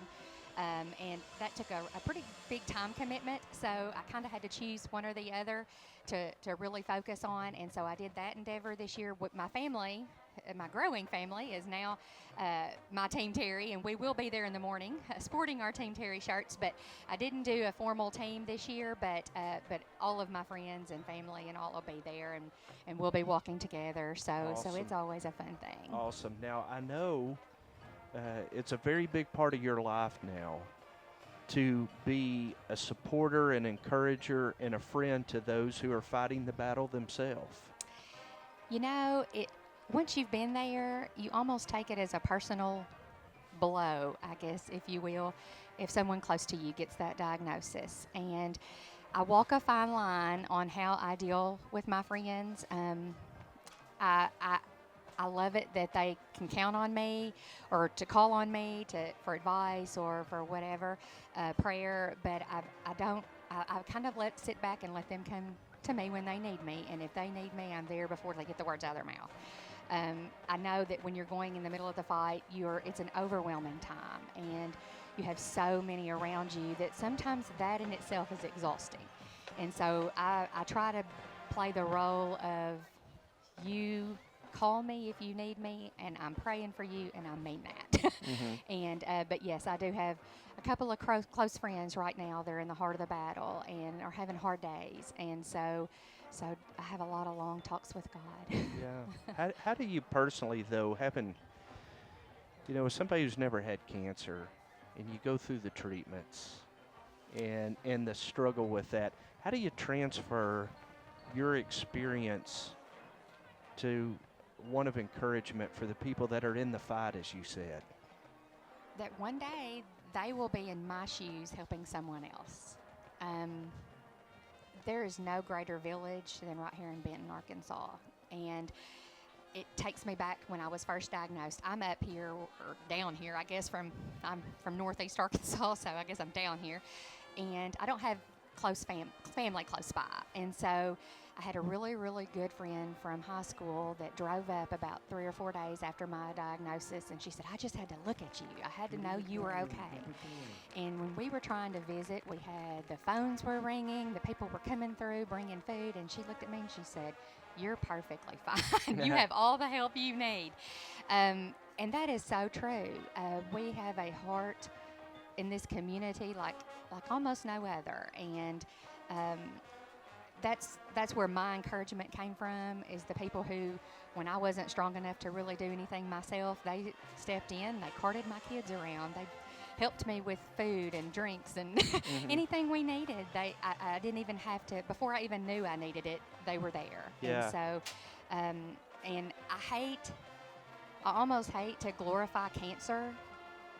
I more so want to glorify him, and I know we have to be careful with what I say in that respect, but that is where, when I learned the power of prayer, was when I went through that fight. And it doesn't matter if you're praying about cancer or a parking spot at Walmart. God listens. I mean, He is there, and that's why we are kind of doing what we're doing now with the prayer ministry. Yeah, well, you make a great transition there. You have kind of been a part of the backbone of this Panther Prayer Mom ministry that started last year and has really taken off, hadn't it? It has. In all honesty, I believe the prayer moms have been around for ever. Yeah. We are just a little bit more organized now, and we come together every Friday morning, and we just pray for our kids. It's we lift each name. We take a football roster and a cheerleading and a dance team, and we go in a circle and we just lift each child up by name and pray for them. And we don't pray for touchdowns and injuries. We pray that at the end of the day they honor him, and that all the glory and honor for their talents and the memories and everything just goes to him, and that if there's a child out there that doesn't know Christ, that he might gently nudge someone to introduce Christ to them. And we've seen a couple of really neat things happen the last couple of seasons. I mean, with the camaraderie and the family and among the community and the team. Obviously, I don't have my Sam is not here anymore. That my senior from last year, but I still feel like I have a place to come and pray for these kids, and it's been a really neat thing. And we've expanded. We now have liaisons for other sports. For instance, we have a band liaison who leads a prayer group in the band room at 8:15 every Friday. We have the soccer team. They have a liaison, and they meet for their games, and softball and basketball and so on and so forth. And that's my dream, is that no matter where they are, even if there's only 10 or 15 on Friday morning, we have people all over the community at 7 o'clock. They know it's time to pray. Yeah. So if a mom had not heard about this and just heard you speak and said, hey, I want to be a part of that, what would they do? How could they participate? They just show up on Friday mornings at 7 a.m. right in the locker room. So far, they've not kicked us out. We come every week, and we're there, and we're praying, and 15, 20 minutes, you're on your way.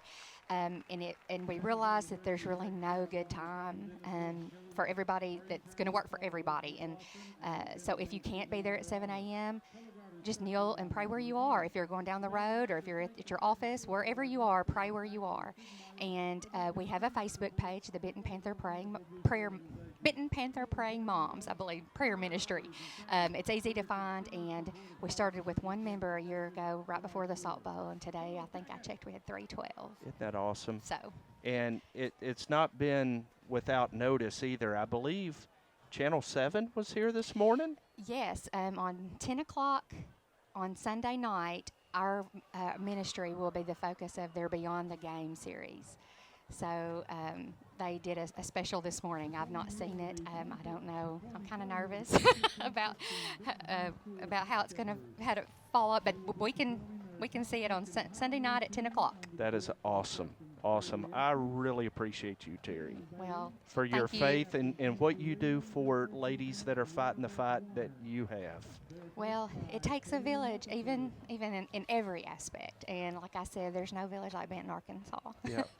Well, we are lucky to live here and blessed by We God are. too, and we appreciate you. Well, thank you for having me and for continuing to be an advocate for survivors and the prayer moms. Yeah.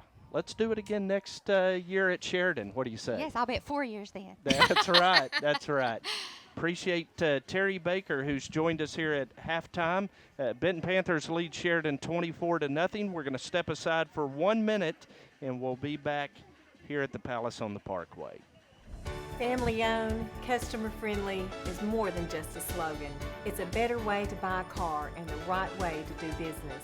Come see us and discover the difference at Everett Buick GMC, I-30 at the Alcoa exit. If you haven't been to Everett Buick GMC, we'd like to invite you to come see us and experience what family owned, customer friendly really means. There is a difference. Everett Buick GMC, I-30 at the Alcoa exit.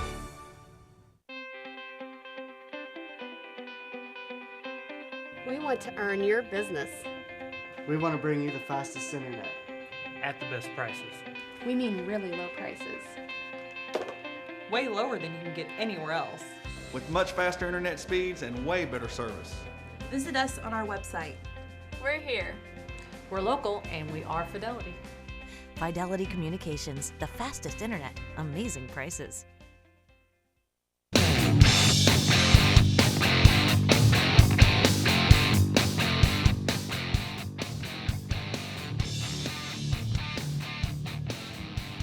Back at the Palace on the Parkway, it's halftime. Benton leads Sheridan 24-0, and on the heels of Terry Baker joining us up here in the booth at halftime, we're honored to have Dwight and Susie Everett join us. A special presentation made here at halftime from Everett Buick GMC. Susie, why don't you tell us about that? Well, I might get Dwight to tell more about it, but yes, we did have a ride and drive. Folks came out and test drove a Buick, and Buick made a donation. How much was it, Dwight? It's a little over $4,000. Yes, and that's how the total was. But we had to have people supporting the Panthers come out. Over 200 people came out and drove, and Buick donated. So there had to be some support behind that. So appreciate the parents and families that came out and drove those Buicks. Yeah, now they just need to come buy one. Oh, come on. Well, my dad just stepped into the booth, and my daughter has just gotten her driver's license. So Great. maybe Grandpa would take granddaughter down and buy a car from you, Dwight. That'd be perfect. I just need a name and a phone number, and we'll call him tomorrow. There you go. How much bigger can the Everett lot get out there? I mean, y'all just keep expanding and expanding. It's awesome to watch. Well, you know, we had this has been in the works for, I guess, the last 3 or 4 years, and of course we've been blessed and fortunate enough to, you know, to have our business established in a community like Benton, Arkansas, and Bryan, Arkansas, and the support from Saline County has just been tremendous for our business, but the new facility is something that we really needed, especially from a service standpoint, and we've been there 3 weeks now, and it's just the facility's just been awesome, and the people have said nothing but just great things about, you know, the getting in and getting out, but it's something that we've needed for several years, and now we've been able to get there, and we love having it. And if you drive by right now, Susie, the lot is decorated in pink. Yes, we're in honor, in honor of those breast cancer survivors and those we honor that we remember too. Yeah, it's just wonderful. I love driving by and seeing how y'all have the pink there. Terry Baker, somebody that's very special, and boy, y'all are just amazing. The investment y'all make into education, into the lives of children and community programs. Appreciate y'all so. Well, so we've very been much. blessed, and we're responsible to give back. But the community gives back to us. It's just all good. Well, one thing I'd like to add too is that General Motors has been a great partner with us in the community, and a lot of this wouldn't be possible unless the support that General Motors gives us from a corporate standpoint. And it's just like this Buick Ride and Drive this is something that they've offered nationally, and we've just tapped into the resources that they've made available to us, and therefore we can pass along these things to the community here, and like I said, you know, the community came out and supported the Ride and Drive tremendously, and $4,000 check was given to Benton tonight, so that's a tremendous thing. It is. It's outstanding, and the way that will impact the lives of children, athletics, academics. What a great blessing. Yes. What a great blessing. So thank you guys so much. Everett Buick GMC, family-owned, customer-friendly. That's right, you exactly. got it. and an anchor sponsor of every broadcast on ESPN WPS and Fidelity Local 6. We appreciate y'all. We appreciate y'all. Thank you. Yeah, thank you very much. $4,000 presented to Benton Athletics tonight from Dwight and Susie Everett and their wonderful work that they do at Everett Buick GMC.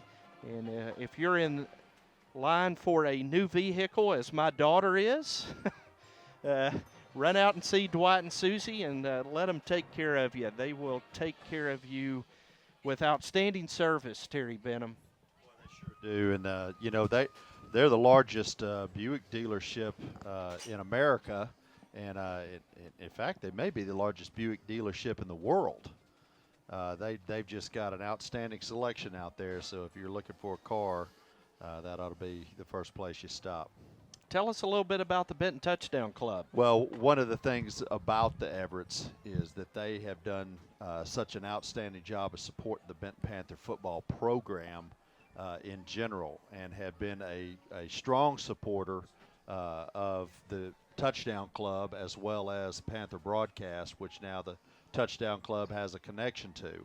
And, one of the great privileges I've had is being on the board of directors of the Benton Touchdown Club. And the BTC is the fundraising arm or kind of booster organization for those in my age group for the Benton Panther football program, and it's is organized as a nonprofit. Now, what that means, Tony, is that for every dollar, every sponsor, every member, all fees, sponsorships, and donations go directly to benefit the program, and is tax deductible for our sponsors and our members. Well, it's outstanding because I've heard Coach Nedley refer to it many times. Our team's not out having to sell popsicles or whatever. That's right. And, in a lot of places, a lot of that falls on the coaches, the responsibility. We don't have enough funds. We need to fundraise. And, boy, that's just taken care of real well here. Well, it really has, and a lot of credit goes to the leadership, the board of directors, because there's a lot of volunteer hours that go into helping the program. And, it's been a big year for the BTC. We call it 2.0, Tony, because it's the second year for us to be doing the types of support and helping the program to look as good off the field as they look on the field. And they're looking pretty good tonight. We obviously have the broadcast of games that look amazing, and gosh, Matt Johnson Productions and his team, which have been our partner in all of this, have just done a fantastic job. But what a lot of people may not know is the incredible work of our production team is made up a lot of Benton Panther high school students, including our production. I think he is the production gem rat, Mason Woolbright. We'll start calling him Rat. I've asked Mason to remember when he takes over the world just to keep me in mind. That's right. That's right. Well, the Touchdown Club also takes care of pregame meals for feeding our kids. Last year, it was over 2,000 meals that they served up for not only the high school but also the junior high teams. And they can, these are really healthy meals that the players can use for fuel on the team, as opposed to fast food or pizza, which actually slows them down on the field. And the Touchdown Club also funded several 7-on-7 tourneys, some of the camps. They help provide the athletic department with some of the funding for the game gear that the Panthers are wearing, like, warm-ups, gloves, etc. And, of course, they manage the website, social media, which is kind of this generation's way of communicating, and really our community's way of communicating. They produce the hype videos and the highlights that fans enjoy during the course of the year. But all of this comes as a cost of money, Jim. It takes a lot of money to do all these things. And last year, the Touchdown Club raised almost $50,000, 100% of which went directly to support the program. This year, we're on track to exceed that. And I want to take this opportunity to thank all of our sponsors like Everett and Kroger, CDI Contractors, Premier. There's some others that I'm forgetting, which we'll talk about a little bit later in the broadcast. But, our web sponsors and our members and mainly our volunteers, because without their support, we couldn't do a lot of the things that we've been very successful at doing. And it's something I'm proud to be a part of, and something I hope that our listeners will find out more about by visiting www.bentonpantherfootball.com. Tony, let's talk about some stats. Look very good for the Panthers. Benton 11 first downs. Benton rushed the ball 15 times for 158 yards. Of that 158, Hunter has 10 carries for 122. Dyer 4 carries for 36 and 2 touchdowns. Benton threw the ball 17 times, 14 completions, 1 pick, 1 touchdown. Of those, Beck was 7 of 8 for 85, and Mertens was 7 of 9 for 91. That comes out to 334 total yards, the 1 turnover on the pick.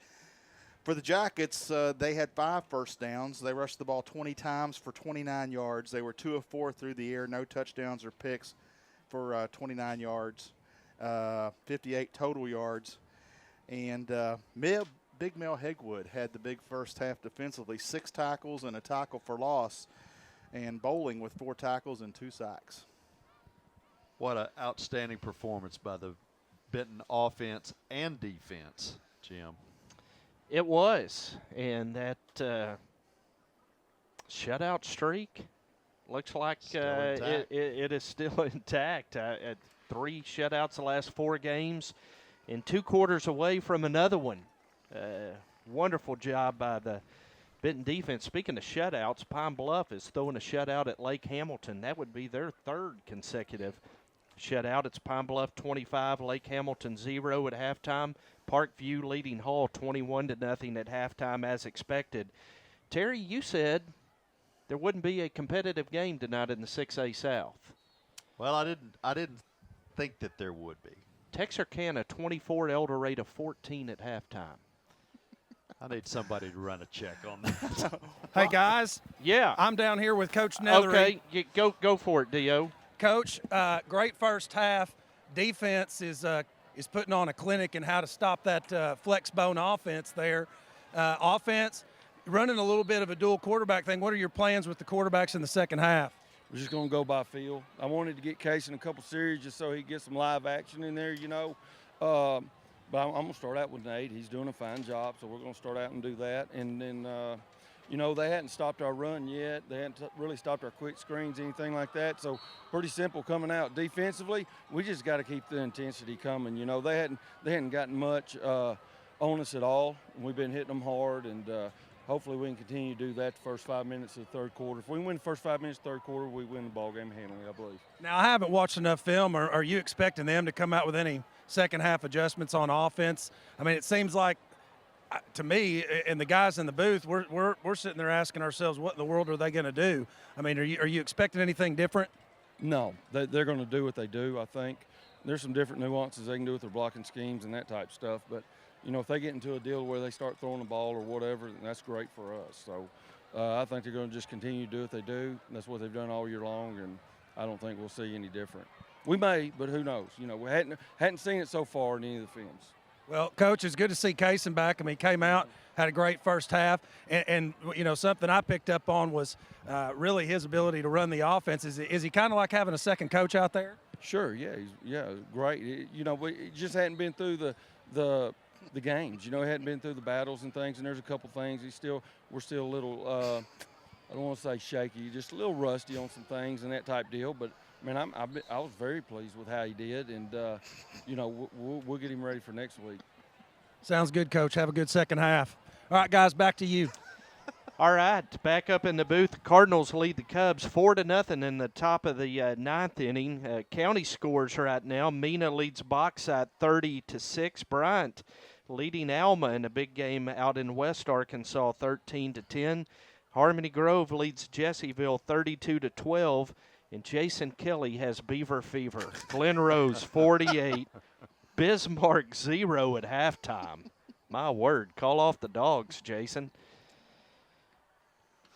Wow.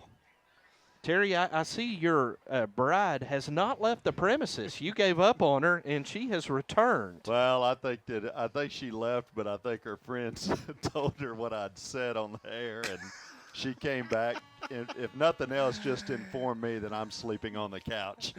you might need to reevaluate your friends. Hey, I got a lot of my friends that would love the drama of me having to sleep on the couch. My own Benton Panther friends are probably throwing me under the bus. What a great halftime tonight, getting to visit with Terry Baker, a breast cancer survivor, getting to visit with Dwight and Susie Everett and the wonderful work that they do and the generosity they have for the Benton School District and the entire community. The wonderful work of the Benton Touchdown Club, Terry. Well, I appreciate you saying that. Those guys do a fantastic job, and the Everetts have been just a fantastic partner, a corporate partner for the Touchdown Club and the Benton Panther football program. We just appreciate everything they do. Panthers are going to kick off to Sheridan. Benton will be going from left to right on your radio dial here to start the second half.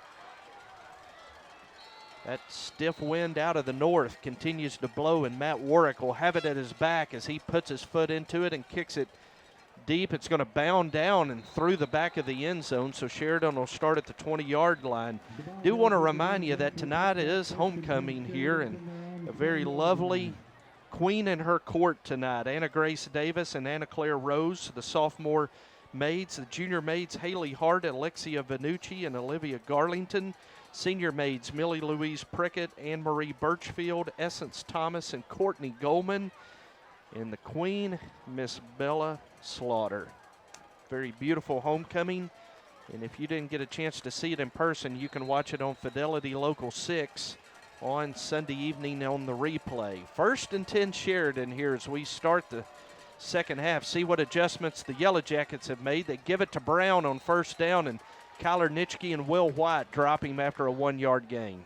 Well, it looks like the Panthers made some adjustments. Will White is the one delivering that punch as opposed to Mel Hegwood. A gain of 1 for Sheridan. It'll be a 2nd down and 9. Good crowd across the way. Boy, it is a good crowd tonight. Supporting Sheridan. Oh, I thought you were talking about the Benton crowd. No, across the way. Very good crowd on this side of the way, too. Because they're going to pitch it out to Emmanuel Wheeler. Wow. And the Panther defense in hot pursuit, and he's going to be dropped for a 1-yard gain. What great defense by Kyler Nitschke. Came up with run support that way, fought through the block, turned the play back. Excellent, excellent defense. 3rd and 8 Yellow Jackets at their own 22-yard line. First drive of the second half. Benton leading 24-0. Well, this would almost be a backbreaker, Tony, if they get a 3-and-out right here. Yeah, if you're holding out hope for the Yellow Jackets, this is a have-to drive. Reed under center. He's going to drop back. Buddy Riggin pressuring him out of the pocket. They're going to complete the pass for first down yardage to Michael Burnett along the Sheridan sideline at the 32-yard line. It'll be first down Sheridan. That was decent coverage. He ran like he was going to go deep and then just broke underneath the coverage. It really wasn't anything that Simeon did. It was just a good route. Watching the replay, Dustin Reed has taken that snap and running as far away from Buddy Riggin as he can get to get that pass off. I'll take that sound advice. I think that was the big halftime adjustment. 1st and 10 Yellow Jackets at their own 32-yard line. Going to send Anderson in motion. Reed's going to keep following Brockton Brown block up to the 35-yard line. Gain of 3, 2nd and 7 Yellow Jackets. Boy, Reed's getting popped every play now. Dustin Reed was tackled by Chandler Cliff. There is a flag on the play. Block below the knees. We do have a flag, and that flag does, in some of the hot spots where the lights hit that turf, that flag can just become invisible. And they're going to mark it from the 32, Terry. Yeah, and if you'll remember last week, a little college football replay in the Tennessee game, when Arkansas was playing Tennessee. That's how Josh, linebacker, his last name just escaped me. That's how he got his leg broke. Was he got one of those blocks below the waist, and so they take that penalty pretty serious. It's going to be a 10-yard mark off against the Yellow Jackets for blocking below the waist. Second down, or repeat first down. 1st and 20 Yellow Jackets. Reed drops back to pass. Here comes the pressure from Chandler Cliff. He throws it into coverage. And Simeon Watson and Dante Winston dislodge the ball from Michael Burnett. Yeah, great coverage by Simeon. You know, I think he may have learned some valuable lessons from a couple of long plays that have been given up over him in previous games, because he never even went for the ball. And I thought he actually could have got to the ball. He never went for it. He just made a play on the ball and knocked it down. Leader of the Panther defense with 4 interceptions on the season. Going to run a draw play to Brockton Brown. He's hit by Braden Harris and finally dropped by Nitschke at the 30-yard line. It'll be 3rd and 12 Yellow Jackets. That was a nice little draw play. They actually had a lane that time, but the speed of the Panther defense just got there way too fast for them to make a hole and do anything with it. Yellow Jackets 1 of 5 on 3rd down tonight. Panther opponents came in converting only 15% of 3rd downs on the season. See what Sheridan can do with this one, as they're going to try to complete it, and Reed does to Burnett, his go-to guy in the pass game, at the 43, and it will be a 1st down for Sheridan. Yeah, that was another nice play. Buddy Riggin almost got there, but didn't quite make it in time. And that was an outstanding catch by Sheridan wide receiver. I didn't catch his number. Yeah, number 27, Michael Burnett, hauled that in. And it's a 3rd down conversion for the Yellow Jackets. 1st and 10 at their own 43. Near side is the wide side of the field. Reed drops back to pass and tries to get it to Burnett again, and that time they're not able to connect as Simeon Watson, again, there on the coverage for the Panthers. Yeah, I've got a little note to Lewis Campbell. There's been a lot of teams that have picked on Simeon, and they've regretted it by the end of the game. Simeon asked me this morning at the pep rally, how many this week? And I said, how about 1, because they're not going to throw it a lot. They're throwing the ball more than we expected. Yeah. 2nd down and 10, Yellow Jackets, as Junior Hendricks replaces Simeon in that Panther defense. Brockton Brown on the carry, and Buddy Riggin and Chandler Clift are going to make the stop after just a 1-yard gain. Boy, Brockton Brown has just not gotten loose tonight. That Panther defense keyed up to stop him. They sure have, and they're also keyed up to stop Reed, because he's getting hit every single time.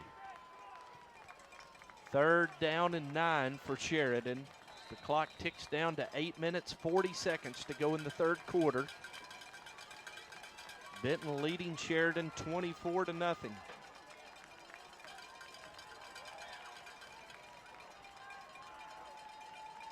So they're going to continue to run that double slot offense.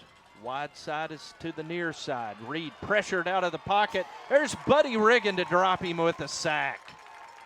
Another big sack for Buddy. That's, let's see. It's 2 tonight. That's 2 tonight. Yep. He's got 2 tonight. 4th down, 11. Would you like Buddy all bowed up, coming off the field with those pink wristbands tonight?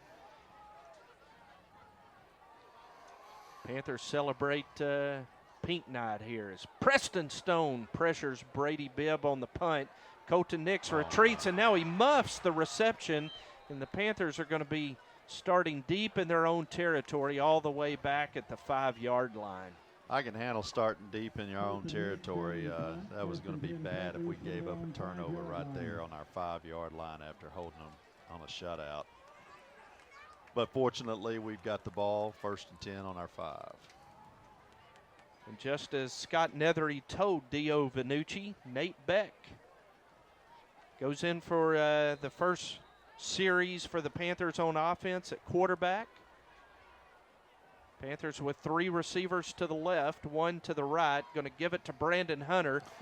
And he has got the corner at the 15 and going to be run out of bounds at the 20-yard line. It's a first down Panthers. Nice little speed sweep. Brandon's got great speed, man. He gets on the outside. There's a lot of things that can happen, and most of them good. Giving the 21-yard line, 1st and 10, Benton. Going to give it to Hunter again, this time through the interior of the line, and he follows Preston Madison and Selleck Childress for a 3-yard gain. That's one of the first times that I've actually seen Sheridan's our defensive line stuff the middle of our offensive line. 2nd down and 7, Panthers. Going to give it off to Brandon Hunter again, and he's going to be up to the 28-yard line. And it's going to leave Benton with a 3rd down and 3. Dio, they just need to feed him, man. You've got all the touchdowns, and I've got all the yards. Going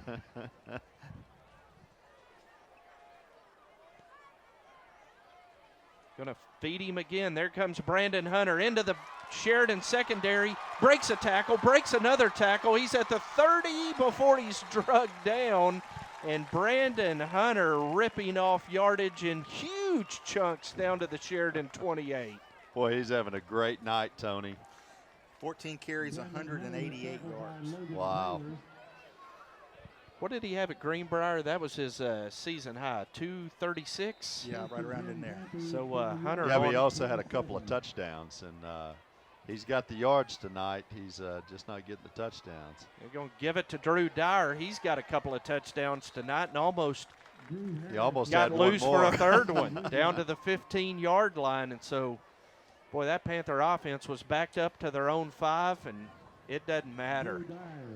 Well, you know, the Panther offense is known for throwing the ball all over the field, but we're just lining up and mashing it down their throat right now.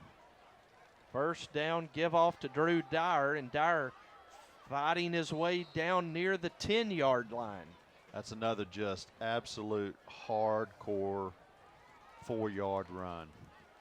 Drew 6 carries, 53 yards. He's only carried the ball 6 times? Yes. Wow. You want to talk about efficient? Well, the Panthers had, no doubt, 3:34 at halftime and are on their way to a 95-yard drive right here to open the 2nd half. Beck with a hard count now looks to the sideline as Coach Nethery signals in the play. Going to snap back and give it off to Drew Dyer, and he bulls his way down to the 5-yard line. It's 1st and goal, Panthers. Another hard run. That's great blocking on the right side of the line of scrimmage there.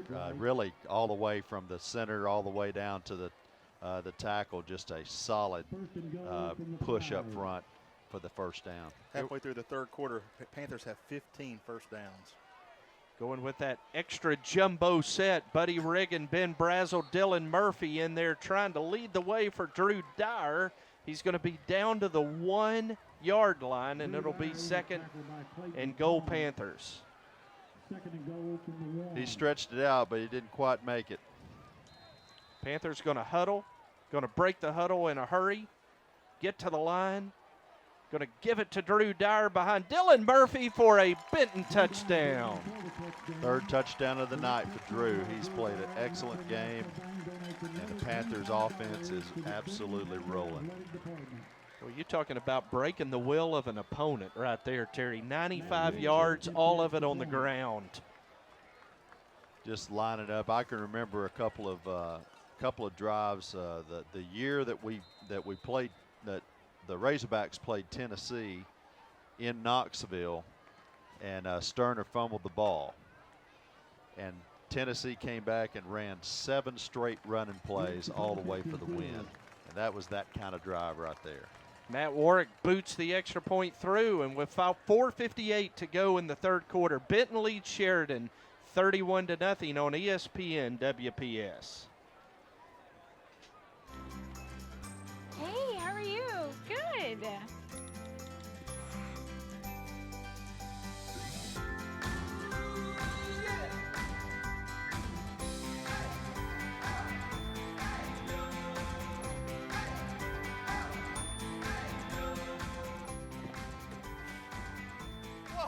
I just got your text. Yeah, that fast checkout is great.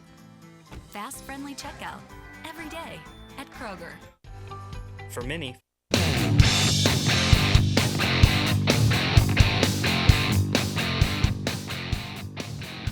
St. Louis Cardinals have shut out the Chicago Cubs 4-0 in Game 1 of the NLDS. The Benton Panthers are shutting out the Sheridan Yellow Jackets 31-0 here in the third quarter. Dio, you want to weigh in on that 95-yard drive for the Panthers? What was it that you called that drive, a back-breaking drive or something like that? What was it, Jim? It was a fanny kicking drive. Well, I thought for a minute you were talking about my pick-to-click score because that's my pick-to-click. Oh, what a hit right there. Wow. Holy moly. I wish you guys could have heard that. That's Ben Brazel. I saw the shock wave that came off of it. Boy, I'm going to tell you what, Ben Brazel's a full-grown man, and he hit him like a full-grown man. That was awesome. Panthers just controlling the line of scrimmage tonight, Dio, on both sides of the football. Yeah, well, you know, something I wanted to mention earlier, you got to give credit to the Panthers' strength season workouts because they are physically dominant in every aspect. I mean, that's really the big thing I can see. I mean, just the size. I know this is kind of, you know, off topic, but the size of our guys' legs and rear ends is just, you know, there's just a different physical characteristic there. Manuel Wheeler on the toss sweep to the near side. Wow. Well, I did, you know, I know that you're laughing because I pointed out the size of our guys' rear ends, but, you know, football players, that's where your power comes from is your legs and your hips and your rear end. And, I mean, there's an obvious distinction between these two teams right now. Well, you're absolutely right, Dio, and that was one of the things I was looking at when early in the game when Brandon Hunter was running through some of those lanes. You could really tell that he had spent time in the weight room because he was running very strong through those holes. A penalty on Sheridan is going to back them up inside their own 12-yard line. It'll be first down and 20 for the Yellow Jackets. Continue to run that double slot offense. Dustin Reed drops back to pass, throws to the near side, and that's great coverage by Junior Hendricks as he separates the ball from Nick Smith. Yeah, it sure was. Junior got out and really played the body very tight on that coverage. Made an excellent play on the ball. El Dorado has cut Texarkana's lead to 24-21. And we will be making our way to the state line next Friday night. Yes, we will.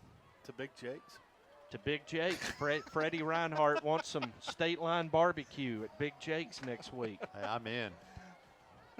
Second and 20 for Sheridan as Reed again drops back to pass, gets a screen to Brown, and it is covered up by Ben Brazel and Braden Harris. That's a completed pass for a loss of 5 yards. I don't know what to say about that pass, other than he's very lucky that didn't go the other direction. Well, you run out of superlatives for the defense. They try to run in the middle, there's 2 or 3 guys. They try to roll out, there's 2 or 3. They try a screen pass, there's 2 or 3 guys there. They're covering everything very well right now, but that pass is one that you can throw to grandma. Third and 25, and they're going to run the sweep to Brockton Brown. He's going to throw it now, and it's a little razzle-dazzle to Michael Burnett up to the 26-yard line. Still 6 yards shy of a first down, and Sheridan will have to punt it away. Another good stop by the Benton defense, and, you know, right now, just not a whole lot working for Sheridan's offense. And the Panthers that have moved the ball very effectively tonight, 1 score away from putting this one into the sportsmanship rule category. So Brady Bibb's going to punt it away. Good long kick, and that's going to sail over Colton Nix's head. Boy, that's a punt into the wind. and going to roll all the way down and out of bounds at the Benton 23-yard line. Man, what a great punt. Been impressive tonight for Sheridan in that punt game. You know, he kind of kicks a rugby ball where he takes a wicked hop when it hits the ground, and he doesn't get the ball very high, but he has a nice line ball that's typically very hard to field.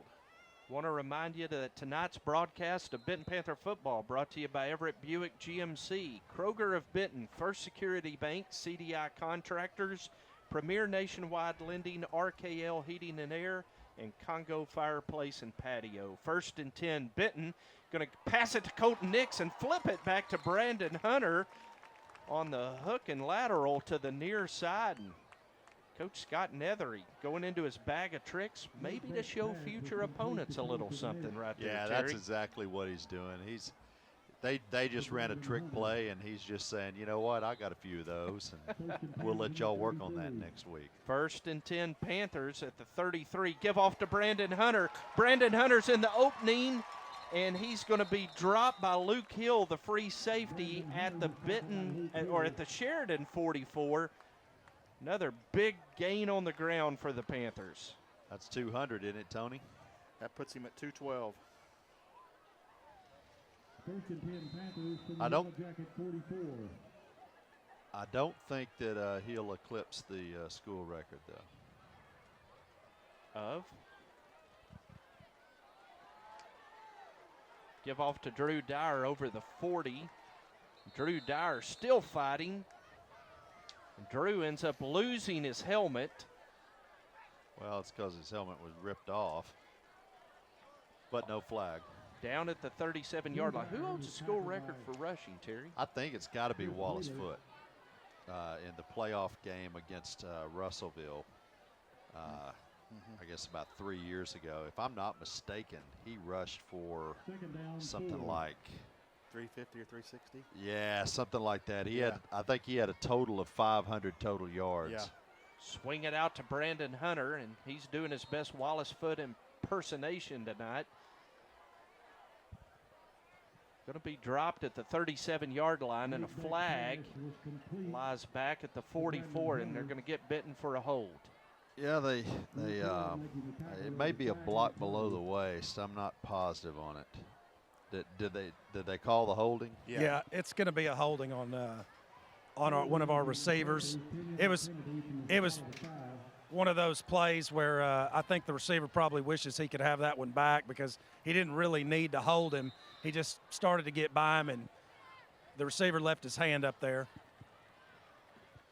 So it's going to put Benton back on their side of the 50 at the 48-yard line. 2nd down and 18. A minute 40 to go in the third quarter. Benton leading Sheridan 31-0. Panthers with trips to the right. Single receiver to the left. A pump and go, and Grayson Morrow's wide open and can't haul it in. What a beautiful play call. Holy smokes. They did a little pump fake to the right over to Nix, and Grayson Morrow was wide open. There wasn't anyone within 20 yards of him. And the ball got overthrown because Nate got hit right as he threw the ball. Well, he had to lob it over big Jacob Atnip, their 6'5" defensive tackle. Now the Panthers are going to run a screen to Brandon Hunter. He's at the 40, and he's going to be dropped right there. It'll leave Benton with a 4th down and 5. That was a good little swing pass, and looks like. Yeah, it's Roy Blaylock, the pride of the Cherokee Fishing Club. It looked like Roy got dinged up a little bit on that. 4th down and 5, and snap clock at 15. First time we faced 4th down tonight.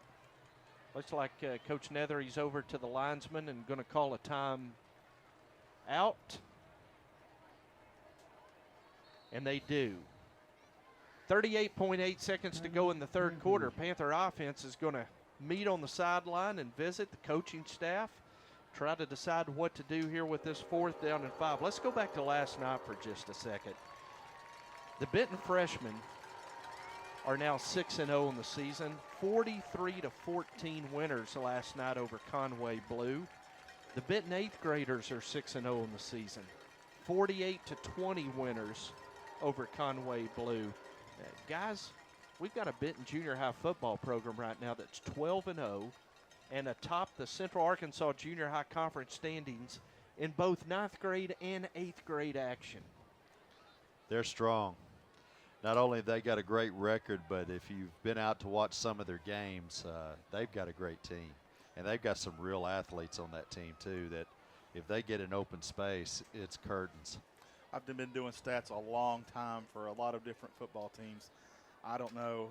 Statistically, I've seen 2 junior high football teams put up the numbers that the 8th and 9th graders for Benton are putting up.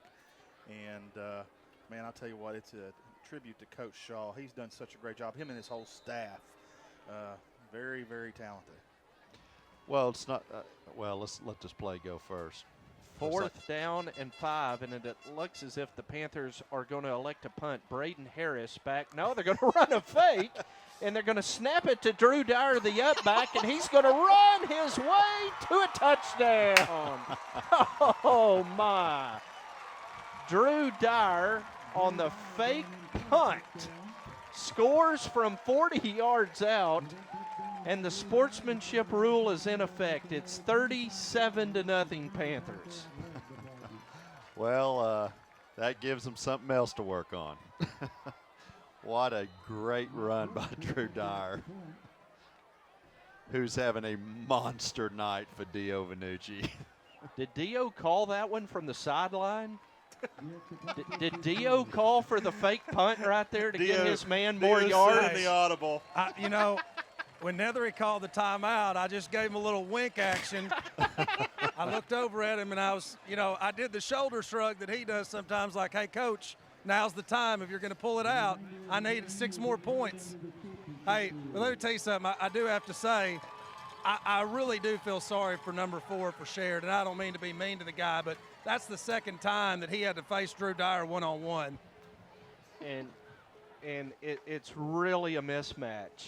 Of course, just about anybody trying to tackle Drew Dyer one-on-one's a mismatch, Terry. Yeah, it is. He is a complete player. Panthers up to 323 yards on the ground. Trying to surpass what El Dorado did to him last week. Yeah, Dyer is up 11 carries, 111 yards. And I may have to take off my shoes. 5 touchdowns. So Drew Dyer has gotten Dio Vanucci about 296 pick-to-click points tonight. I give up. 38-0, Benton leads. 31 seconds to go here in the 3rd quarter, and we will play with a running clock from here on out as Warwick's kickoff is fielded and returned up to the 34-yard line by Jackson Coleman of the Yellow Jackets. Well, this is it looks like he's going to leave the starters in, which is good. They're going to need to get a little bit more playing time and keep this shutout intact. I think it would be very good for us to be able to roll into next week. Obviously improved Texarkana team with a little bit of a confidence boost of another shutout. As the clock runs, 1 play left here in the 3rd quarter. Sheridan is going to spread out their offense here. A couple of receivers to the right this time. Going to sweep it to Brockton Brown, and the Panther pursuit is Johnny on the spot at the line of scrimmage. Chandler Clift is there. Dylan Murphy is out there. As the 3rd quarter runs out, Benton leads Sheridan 38-0. This is Benton Panther football on ESPN, WPS, and Fidelity Local 6. For many, financing a house is financing their dream. That's why at Premier Nationwide Lending, we strive to take the stress out of improving your quality of life. Whether a first-time home buyer, a second home investor, or a veteran looking to retire, we have the right loan for you. As the premier mortgage lender in Saline County, our 10 years of experience will ensure a stress-free home buying process. Our unbeatable customer service, commitment to excellence, and great mortgage rates make us the ultimate partner when it comes to buying a home. Call 501-778-1500 today to learn how we can make your dreams come true, or visit us at mortgagebenton.com.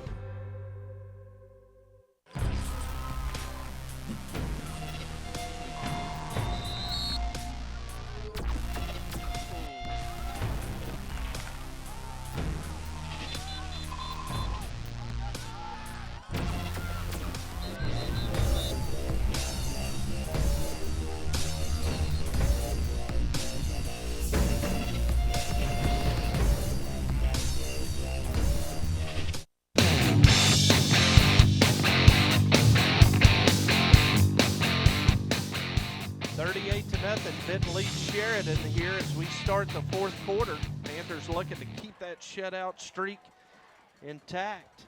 Going to fake it to Brown, pitch it, and that is going to go to Eli Anderson. He's going to carry over the 40. Junior Hendricks and Kyler Nitschke, who's had a great game tonight, in on the tackle.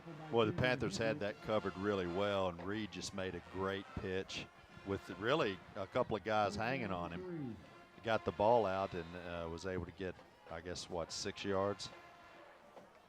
3rd down and 3 for Sheridan. Ball at their own 41-yard line. Sheridan going to go with twin receivers to the left, one to the right. Reed going to roll to the left, looking downfield, and he's going to complete the pass to Eli Anderson. It's into Panther territory at the 44-yard line. Simeon Watson on the tackle for Benton, and it'll be a first down, Yellow Jackets. Looks like Sheridan's Jackson Coleman got up hobbled a little bit on that play. It took a really good hit from Dante Winston.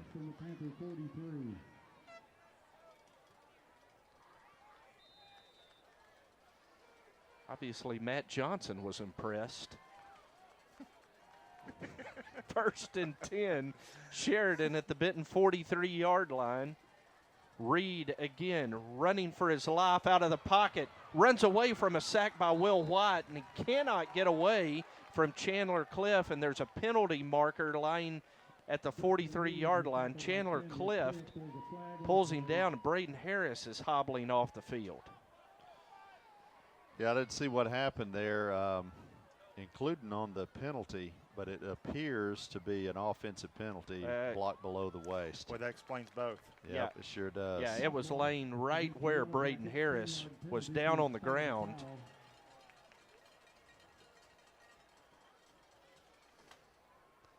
Second time tonight the Jackets have been penalized for blocking below the waist. Yeah, and to be quite honest, there's been several times where I kind of expected the Panthers to react negatively, and they've been pretty disciplined, including walking over to the umpire and saying, hey, here's what's going on. I want to bring this to your attention. So good job by the coaching staff of getting everybody to get their mind right. Dawson Morris, who had a great game last week at Hall, checks in for Braden Harris. As Reed's going to drop back. And there's Simeon Watson with the interception. Simeon promised one. Simeon delivers one. For the second week in a row, he calls his shot. He does, doesn't he? He does, and I can't wait to see him in the indoor complex because he will tell you, he will always come back and say, I told you, I told you. Simeon with the interception of a Dustin Reed overthrown ball at the 20-yard line. Sheridan have more yards passing than running, Tony. They're at 86 throwing, yes, and way more. 43 on the ground. Nice observation. 43 yards rushing. Yeah. 43 yards rushing tonight. And I believe there is a pizza party in the future of that Panther defense. Because if they've got 43 as a team, Brockton Brown does not have 100. No. And that was the goal. Hold him under 100. He came in with over 200 the last 4 games alone. 1st and 10 Panthers from their own 18-yard line. And now we're going to get to see we're going to get to see that offense that beat Conway on Monday night. Hunter Hilson in there at quarterback. Logan Black and Jordan Nash are going to be the receivers. On that offensive line, you're going to get Chandler Tillery, James Crawford. I want you guys to think about something. This is the 7th quarter that the JV has had this year in varsity play. And in those 7 quarters, they've outscored their opponents. And in their JV games, they've only got 1 loss. 5-1. There's a snap over Hilson's head. He's going to retreat back inside the 10 and going to be dropped for a big loss as snap got away that time, and Benton's going to face a 3rd down and long from their own 9-yard line. Yeah, this is where they may want to look at something like a tunnel screen or something like that, because Sheridan's going to pin their ears back and come after him this play. Will Brister and Bo Brewer back there at running back alongside Hunter Hilson. I'm calling a quarterback draw. Could be. Tell Dio to send that in. Snap back to Hilson. He turns. He's going to fire to Hunter Hogue, or Hunter Hogue. He's a junior high. Hunter Howell. And it gets through his hands at the 25-yard line, and Benton's going to have to punt it away. Hey, that's what happens when you have about 200 names you have to remember. They can kind of fuse together at times. Want to give credit to Jared Hastings and Taylor Cochran also in there on the line for the Panthers that last possession, as well as Ben Browning, a junior offensive lineman for the Panthers. Good to see Harris back there punting after the leg injury. Yes, it was. Braden's going to punt it away. He gets it high in the air, and definitely, well, it takes a really good throw for Braden. And it's going to roll dead at the 44-yard line. 6:38 to go in the ball game. Panthers leading 38-0. We're going to see some of the second-team Panther defenders.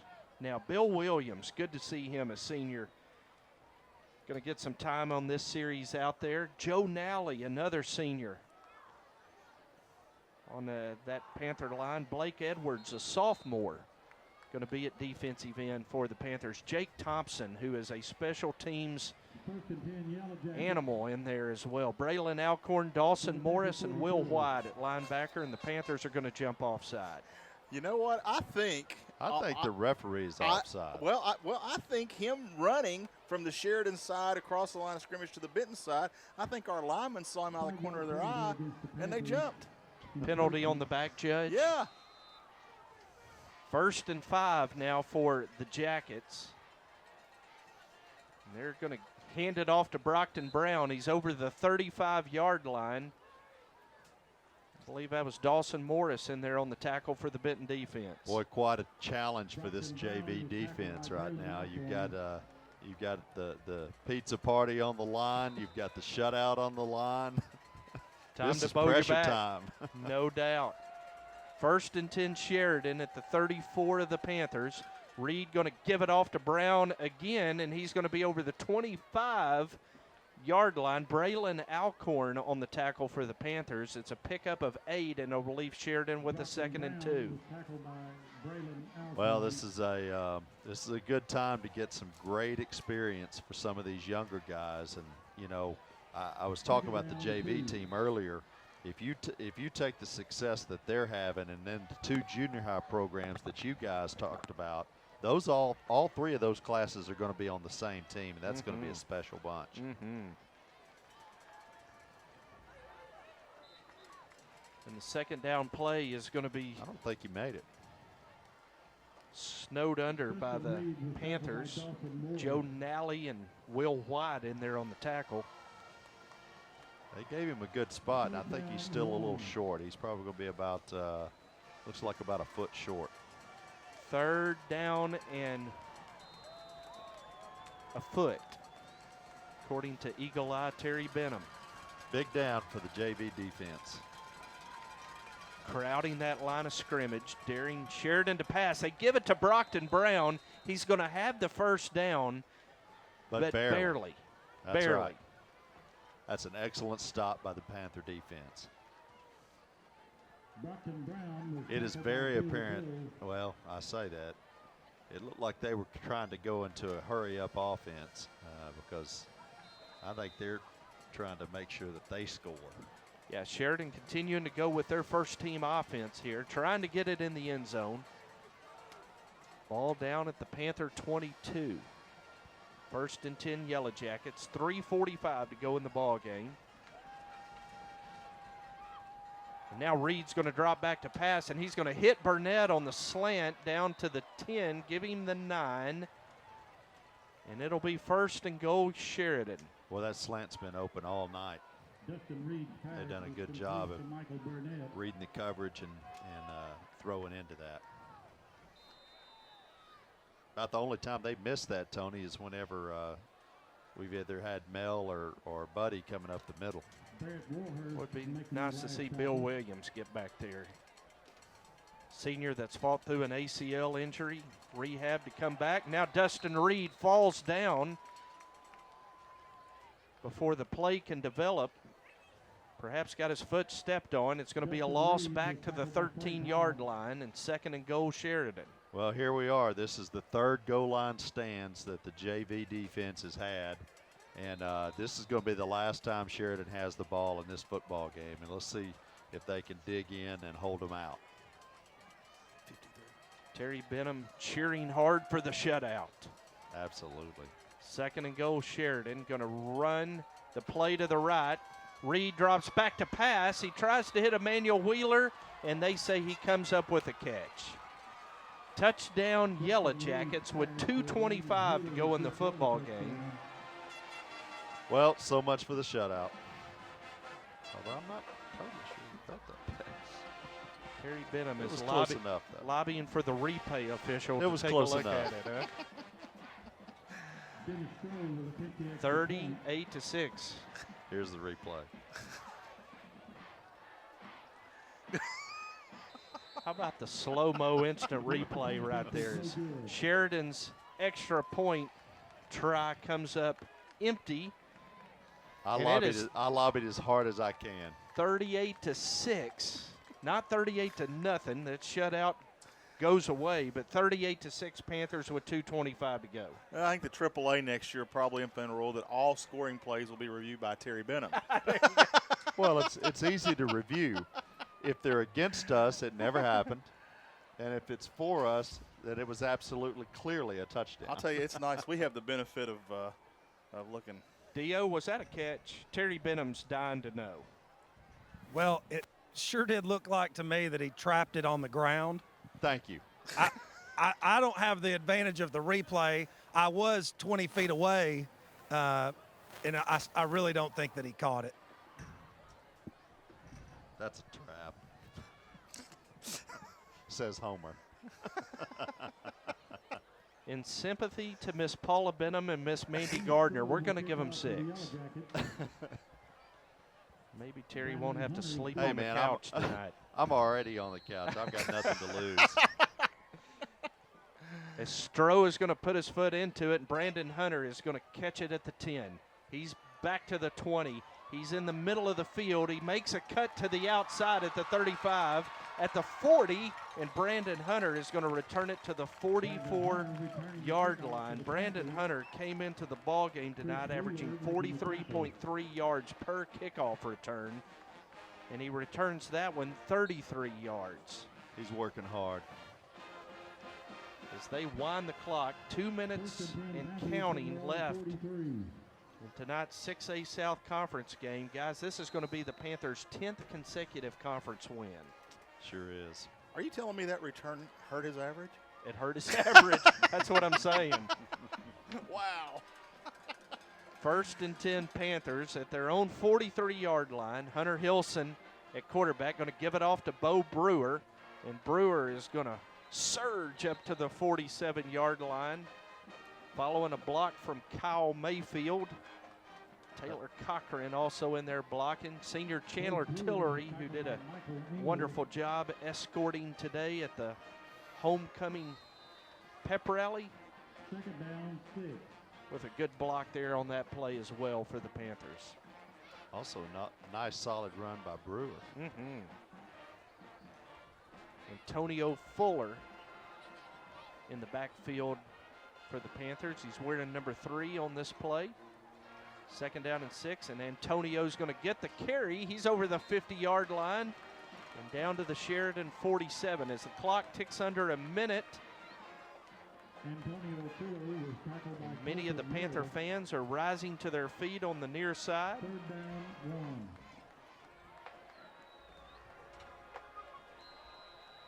1. Panthers going to have to run one more play in this football game. So, Tony, does that make the JV 66? Yeah. Hunter Hilson looking at that snap clock, letting it trickle down to the very last second, and now he does and gives it off to Bo Brewer. He follows a block from Chandler Tillery, cuts to the outside, and he's up the sideline all the way down to the 5-yard line, but they threw a flag back here at the 39. That's a great run by Bo Brewer. Yeah, they were going to make sure he didn't score. And the clock runs out based on the sportsmanship rule, and that's a football game tonight. Benton defeats Sheridan 38-6 tonight. Whoa, what a great game. We're going to step away for a minute, come back, and we'll recap this one. Benton wins 38-6. First Security is here. Only here. So that means we're here, here, and here. Even here. And definitely here. Because here is where we want to be for you. First Security Bank. Only in Arkansas.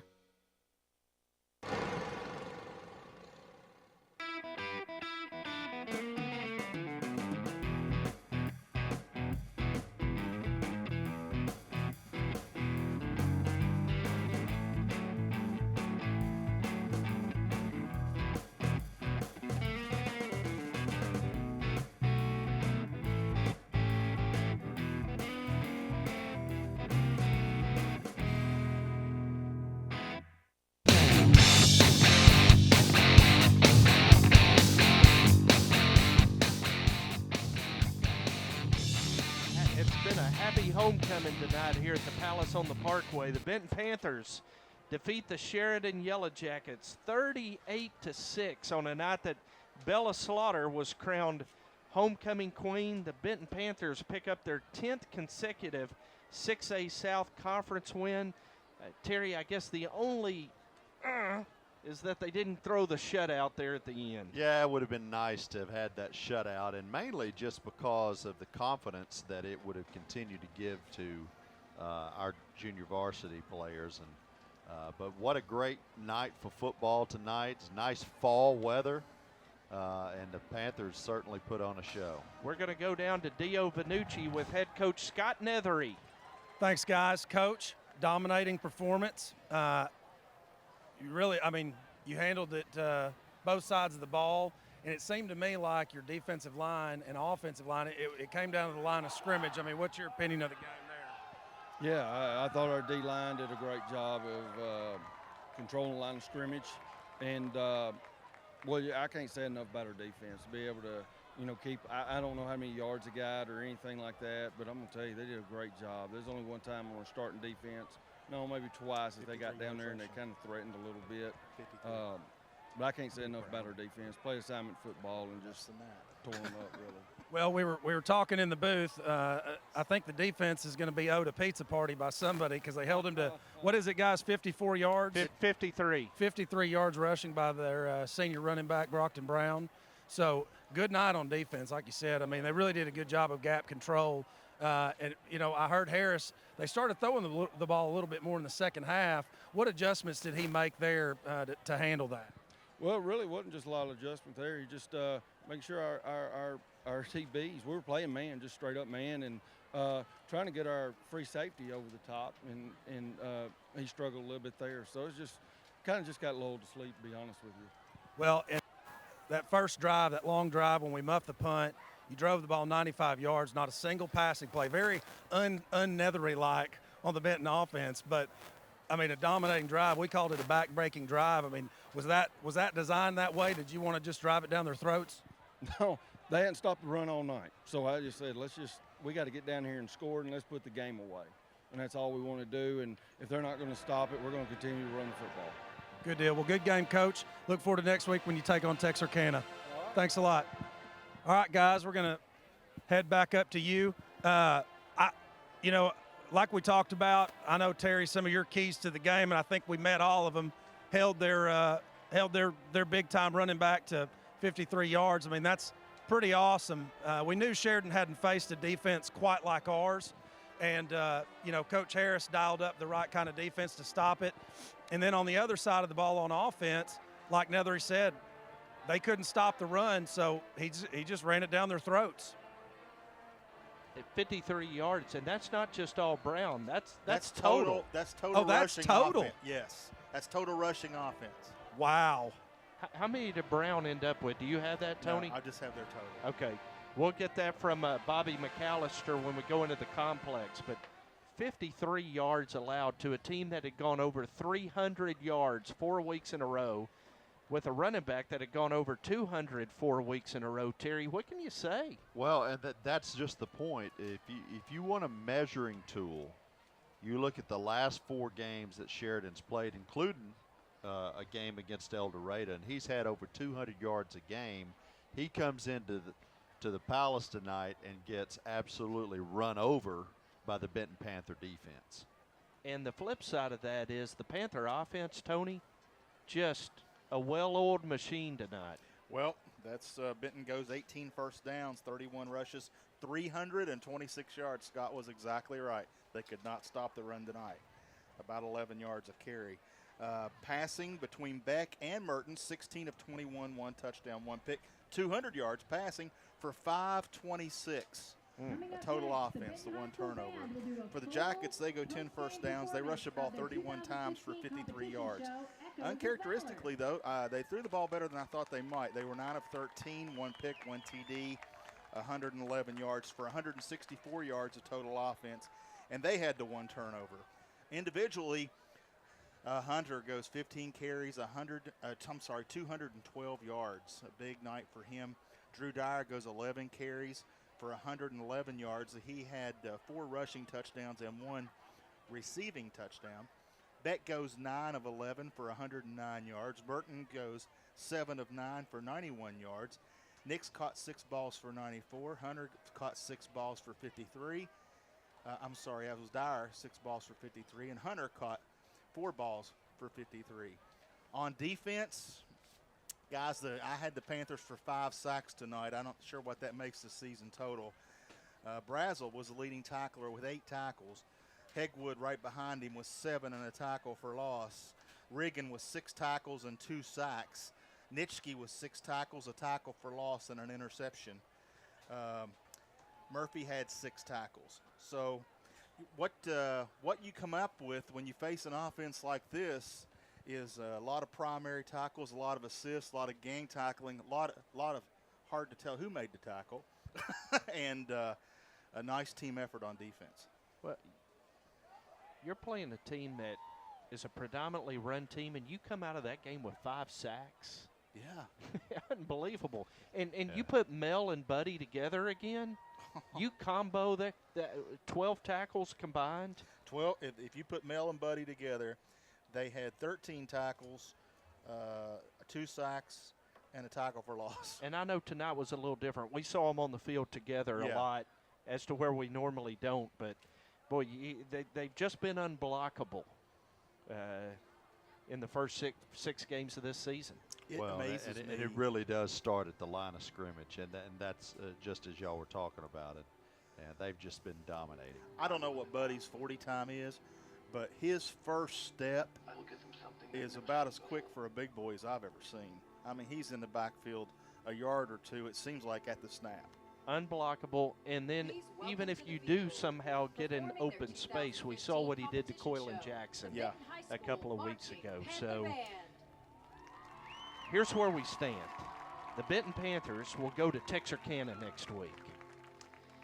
And at last report, Texarkana was leading at El Dorado in what would be a shocking upset. Man, that would be a huge, shocking upset. 24-21. So Texarkana is a team that's always fast. They're always athletic. They're always scary.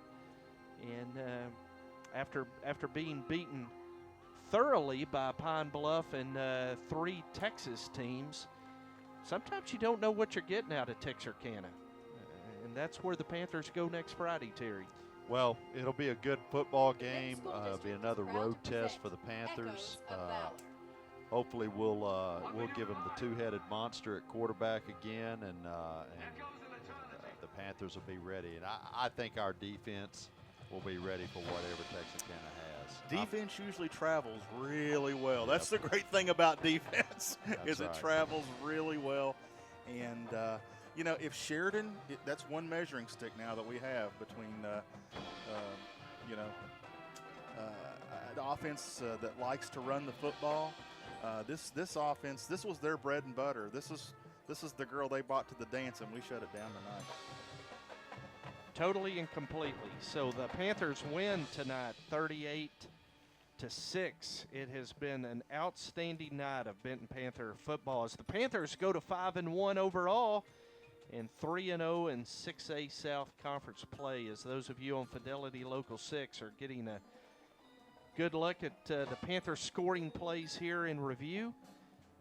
The next Panther broadcast might be Thursday, but we're not sure. The Junior Panthers go to Little Rock Catholic, and the last time we were there was not power to the press box that would allow for a broadcast. There wasn't 4 seats in the press box. There were not. So I know John Penn and Scotty Nally and Aaron Garrett and crew are trying to work that out.